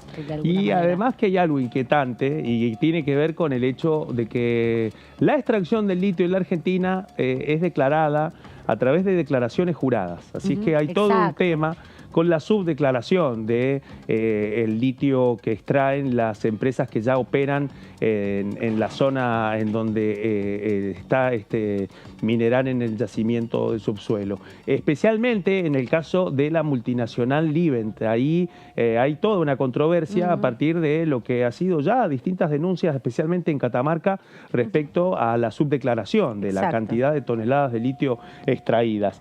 En este contexto, lo que plantea este proyecto es precisamente contar con la primera opción para poder adquirirlo, o sea, tener una preferencia.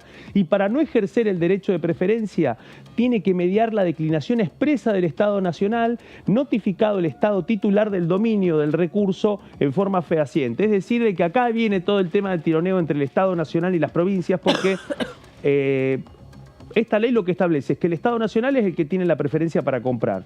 En el caso de que quiera declinar de esta preferencia que le da la ley, tiene que comunicárselo al Estado provincial correspondiente. Y eso también habla de otro tema, de hasta dónde va a existir la posibilidad concreta de que respeten esta preferencia para que el Estado Nacional sea el primer comprador de todo el litio extraído. Y eso en relación también a esta idea que se viene desarrollando en distintos distritos de la producción de baterías, como se está haciendo en la zona de La Plata, por ejemplo, ¿no? El litio vendría no exportar el producto primario. No, bueno, pero lo que digo es, en este proyecto, como está planteado por lo que nos decís, los productores locales, digamos, nacionales, de baterías de litio tendrán la preferencia para comprar el mineral frente a la exportación.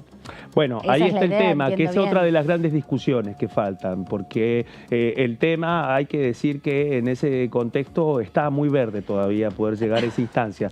Si todavía no hay precisiones respecto a cómo controlar el nivel de subdeclaración, porque todo funciona solamente con declaraciones juradas, bueno, tenemos la dimensión de que resta un largo camino para hacerlo.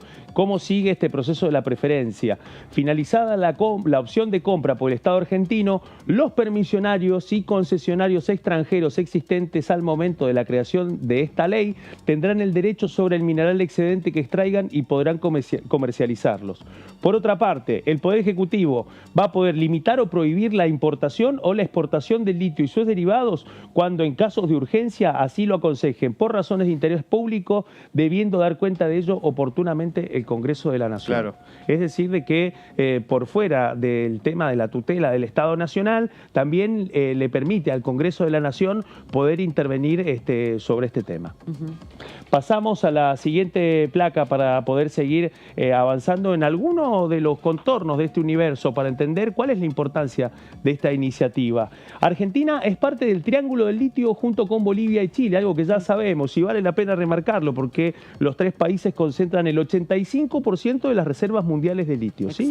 En un momento en donde se evidencia esta importancia cuando estamos transitando el momento de la declinación de los combustibles fósiles y también de otras fuentes de energía. ¿Sí? Y eso tiene un impacto directo en la electromovilidad y en lo que tiene que ver con las perspectivas de la industria automotor para el futuro ante la declinación del combustible fósil y la necesidad de las baterías con litio, además de lo que ya sabemos de celulares. Y el resto de las reservas de litio mundiales están en Estados Unidos y también en África, ¿no? Que son territorios, bueno, uno para la autoprovisión en algún sentido, pero tienen menos cantidad que Estados Unidos, y África, que es una zona de conflicto hace siglos, ¿no? Para tener perspectiva de por dónde va la geopolítica. Sí. Y acá hay otro dato importante de cuál es el impacto que tiene la coyuntura económica argentina durante estos últimos años, especialmente porque la Argentina en estos últimos 2 años ha pasado de facturar 207 millones de dólares durante el 2021 a alcanzar los 696 millones en 2022. Es decir, de que esto implica un salto de 449 millones de un año al otro. Estamos hablando de un salto muy importante en términos de la dimensión de exportación de litio argentino en este momento. Vamos con la siguiente placa para abordar estos detalles. Decíamos, el metal fue el producto exportado con mayor crecimiento en términos porcentuales, tuvo un incremento del 236,2% interanual respecto al 2021. Y esto es un dato que surge de la última edición del informe de complejos exportadores del INDEC. Un tema importante, ¿hacia dónde va el litio? Bueno, los destinos más frecuentes de las exportaciones argentinas de litio son China, Japón, Corea, Estados Unidos, Alemania y Francia. Todos países productores de tecnología con baterías que requieren de litio y también parte de los horizontes hacia donde se va desplegando la electromovilidad, como bien decías. Exactamente. Vos. Y también para las baterías que se utilizan es para la energía solar. Esas baterías de los receptores de los paneles solares son a base de litio también. Y ahí tiene que ver con este tema que vos estabas planteando en el comienzo de este informe, Amanda, que es la discusión de la tensión política, que es quién industrializa el litio, ¿no? Y ahí es donde viene esta otra parte de la discusión, especialmente porque el principal capítulo de esto tiene que ver con cómo declarar al litio y cómo protegerlo, y luego cuáles son las capacidades que tiene el Estado argentino a partir de esa explotación para poder negociar con más fortaleza la posibilidad de industrializar en territorio argentino el litio argentino. Acá hay algunos datos que surgen del escenario que traza el proyecto presentado. El valor de exportación del litio que reportan las empresas en declaraciones juradas es muy inferior al del mercado internacional, que en algunos casos llegó a los $80.000 por tonelada. Y acá vienen algunos antecedentes que nos permiten entender cuál es la discusión jurídica con respecto al litio a partir de la reforma constitucional del 94. Desde los 90, distintos monopolios extranjeros se han ido adueñando de los yacimientos donde se extrae la salmuera en los grandes salares localizados en las provincias de Catamarca, Salta y Jujuy. Pasamos a la siguiente placa para seguir explorando esta particularidad. En esos años fue promulgada la Ley de Inversiones Mineras, que le garantiza a todas las empresas mineras radicadas en el país 30 años de estabilidad fiscal, enormes beneficios impositivos y la baja de regalías al 3%, además de reintegros a las exportaciones. Esto empalma, según los autores del proyecto, con lo que empieza a suceder en este siglo. Empezaron a radicarse en Salta, Catamarca y Jujuy capitales de origen australiano, canadiense, chino, japonés, y existen en curso además 40 pedidos de concesiones por empresas extranjeras. Esto es parte de los detalles que han ofrecido los funcionarios del área de minería en las distintas visitas informativas que han tenido en la Comisión de Minería de la Cámara Baja. Vamos ya a transitar en la última parte del informe, en la siguiente placa, Pero te pido un ratito porque tenemos ya conectado nuestro próximo entrevistado, perfecto. así que terminamos de dar los detalles de este proyecto, que es uno de los tantos que hay en la Cámara de Diputados para la declaración de recurso estratégico del litio. De esta forma presentamos a nuestro próximo entrevistado.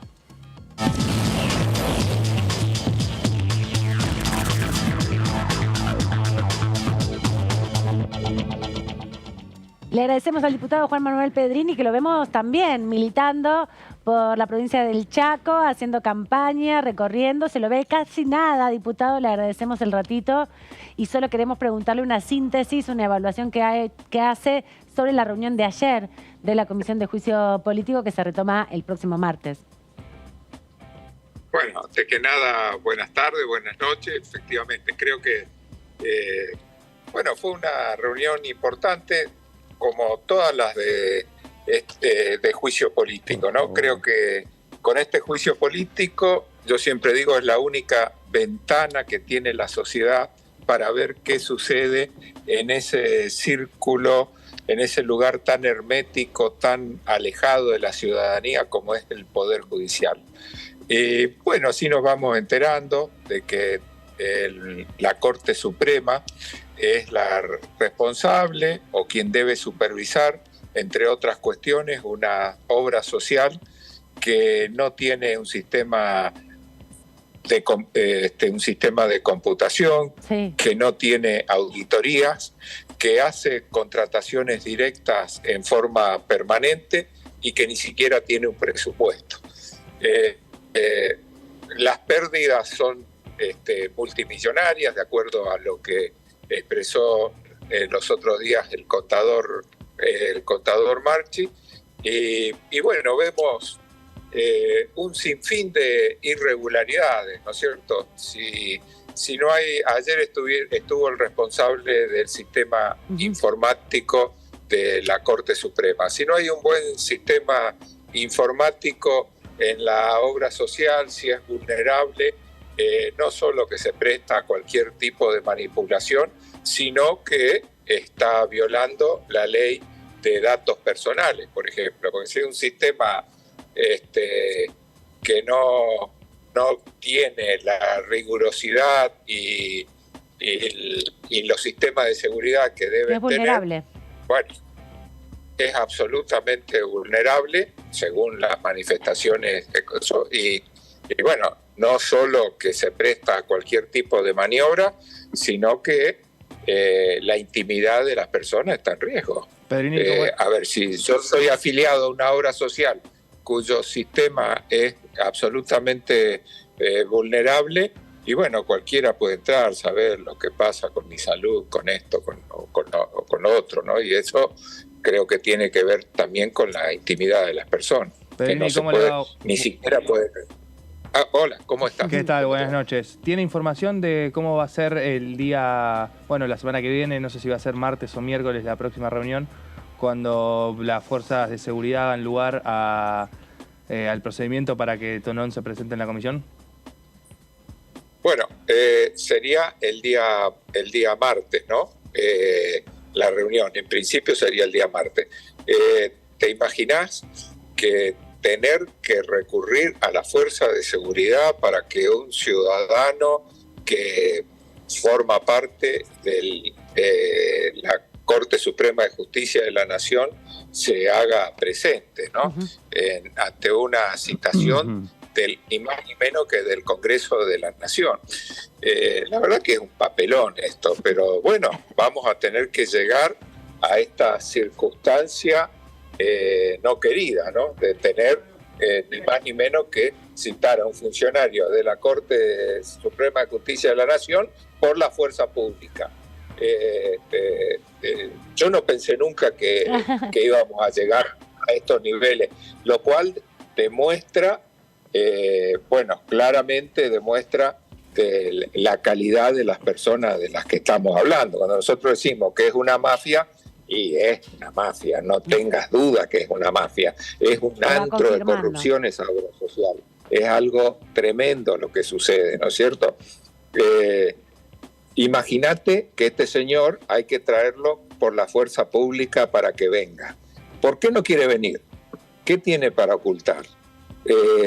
La verdad, es increíble que tengamos que llegar a estos extremos, lo cual habla también de la calidad de las personas que trabajan con los supremos y habla de lo que son los supremos que los designan a este tipo de personajes, sinvergüenzas, porque otra cosa no se les puede decir, sinvergüenzas. ¿Cómo no van a venir ante una citación de otro poder del Sin Estado? duda.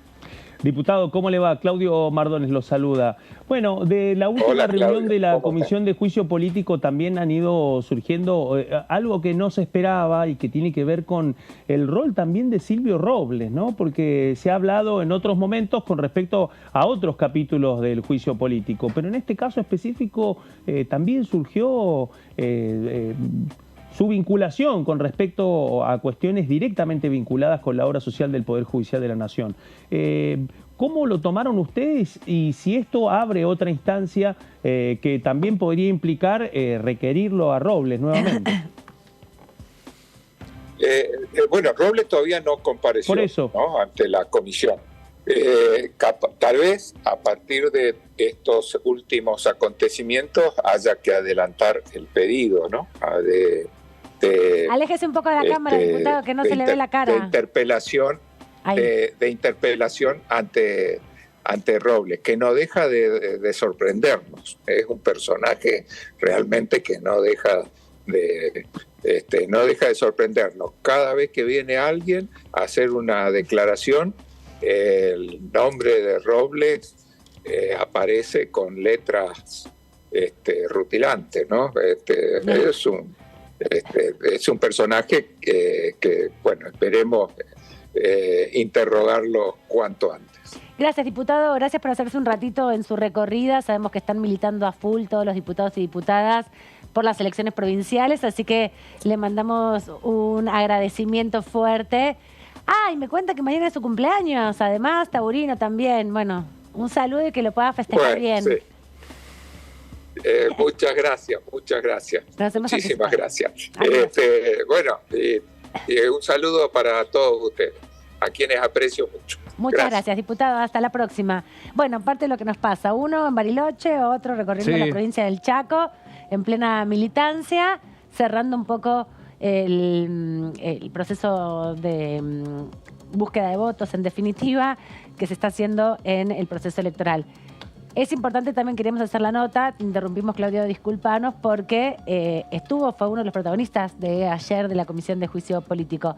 Nos tenés que terminar de contar del proyecto. Sí, más al otoño vamos a terminar la placa.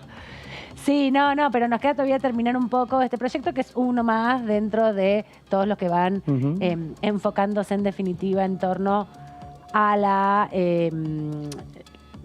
forma de organizar y de prever la explotación del litio, que es uno de los temas cruciales. Sobre todo, Claudio, también porque en estos últimos meses hemos escuchado nada más y nada menos que a la jefa del Comando Sur hacer referencia de este tema.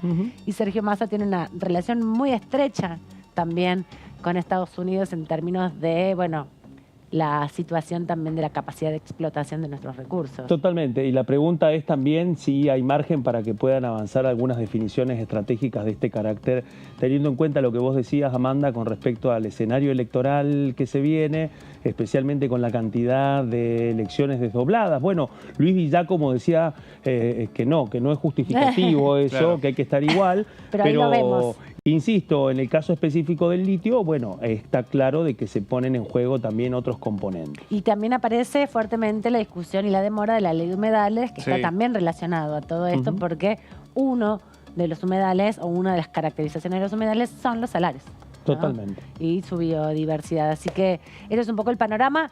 Lo único que está publicado hasta el momento en la página oficial de la Cámara de Diputados es la convocatoria para el martes a la Comisión de Juicio Político a la 1 de la tarde. Vuelve a retomarse el día martes como hacían habitualmente, pero empiezan a anticiparse, lo dijo el propio Di Giacomo, que es una autoridad de un bloque, de un interbloque importante, como bien caracterizábamos hace un rato, que están discutiendo con los presidentes de los bloques mayoritarios una agenda de temas para el 17. Pero antes va a haber varias comisiones. Nos anticipó que va a volver a convocar a discapacidad Y vamos a ver si Salud trabaja, ¿no?, en la diagnóstico temprano del trastorno del espectro autista, es uno de los temas. Esta sesión para el 17 empezó a planearse, la planteó Germán Martínez en la última reunión de labor parlamentaria. Viene queriendo así organizar mensualmente un encuentro. Y va a ser uno de los objetivos de la semana que viene poder confirmar esa sesión. Vamos a ver si llega a un acuerdo con los temas y con la presencia de los diputados que, bueno, entendemos que también lo que decía Giacomo, pero hay muchos que les cuesta ir a sus provincias, entendiendo que tal vez no viven en las ciudades capitales, tienen horas para trasladarse al aeropuerto más cercano y después llegar con los días de horarios y vuelos, muchas veces es complicado. Claro, y además todos están militando muy a full, porque están difíciles las elecciones también en lo local, y las alianzas son muy cruzadas, como veníamos describiendo. Las otras dos cosas que sí van a pasar entre esta semana y la que viene es la convocatoria en el Senado, a comenzar a discutir los proyectos que buscan reducir la jornada laboral, y aquí en la Cámara de Diputados ya se va anticipando pronto reuniones de la Comisión de Trabajo para trabajar ley de cuidar en igualdad. Acaba de finalizar en la jornada de hoy uno de los otros foros que se han hecho en este contexto aquí en el Congreso para conocer qué piensan las organizaciones sociales de este debate. Llegamos al final. Gracias, Antonio, por este rato. Gracias aquí a vos, Amanda. en la tercera edición. Te veo en estos días. Sí, nos vemos el martes. Hasta la semana que viene. Hasta la Buen semana fin que de viene. semana. Y Claudio Mardones, gracias, te extrañamos Un estos días gusto. que no pudiste venir. Gracias Te por el mandamos saludo del saludos. martes, lo vi. Te lo vi. mandamos Muchísimas saludos. gracias. Sabíamos que nos ibas a ver y queríamos abrazarte a la distancia. Muchas gracias. Gracias por el mimo. Nos vemos. Chao. Hasta la próxima. Quédense que hay más de TV para compartir.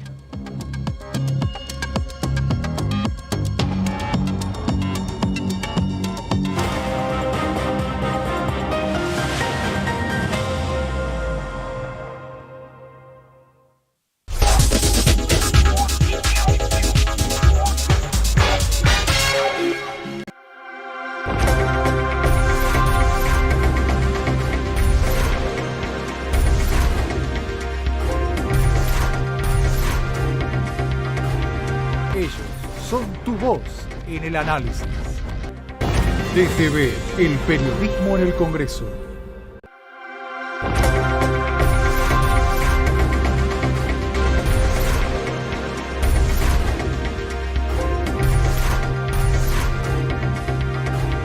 Ellos son tu voz en la tercera edición.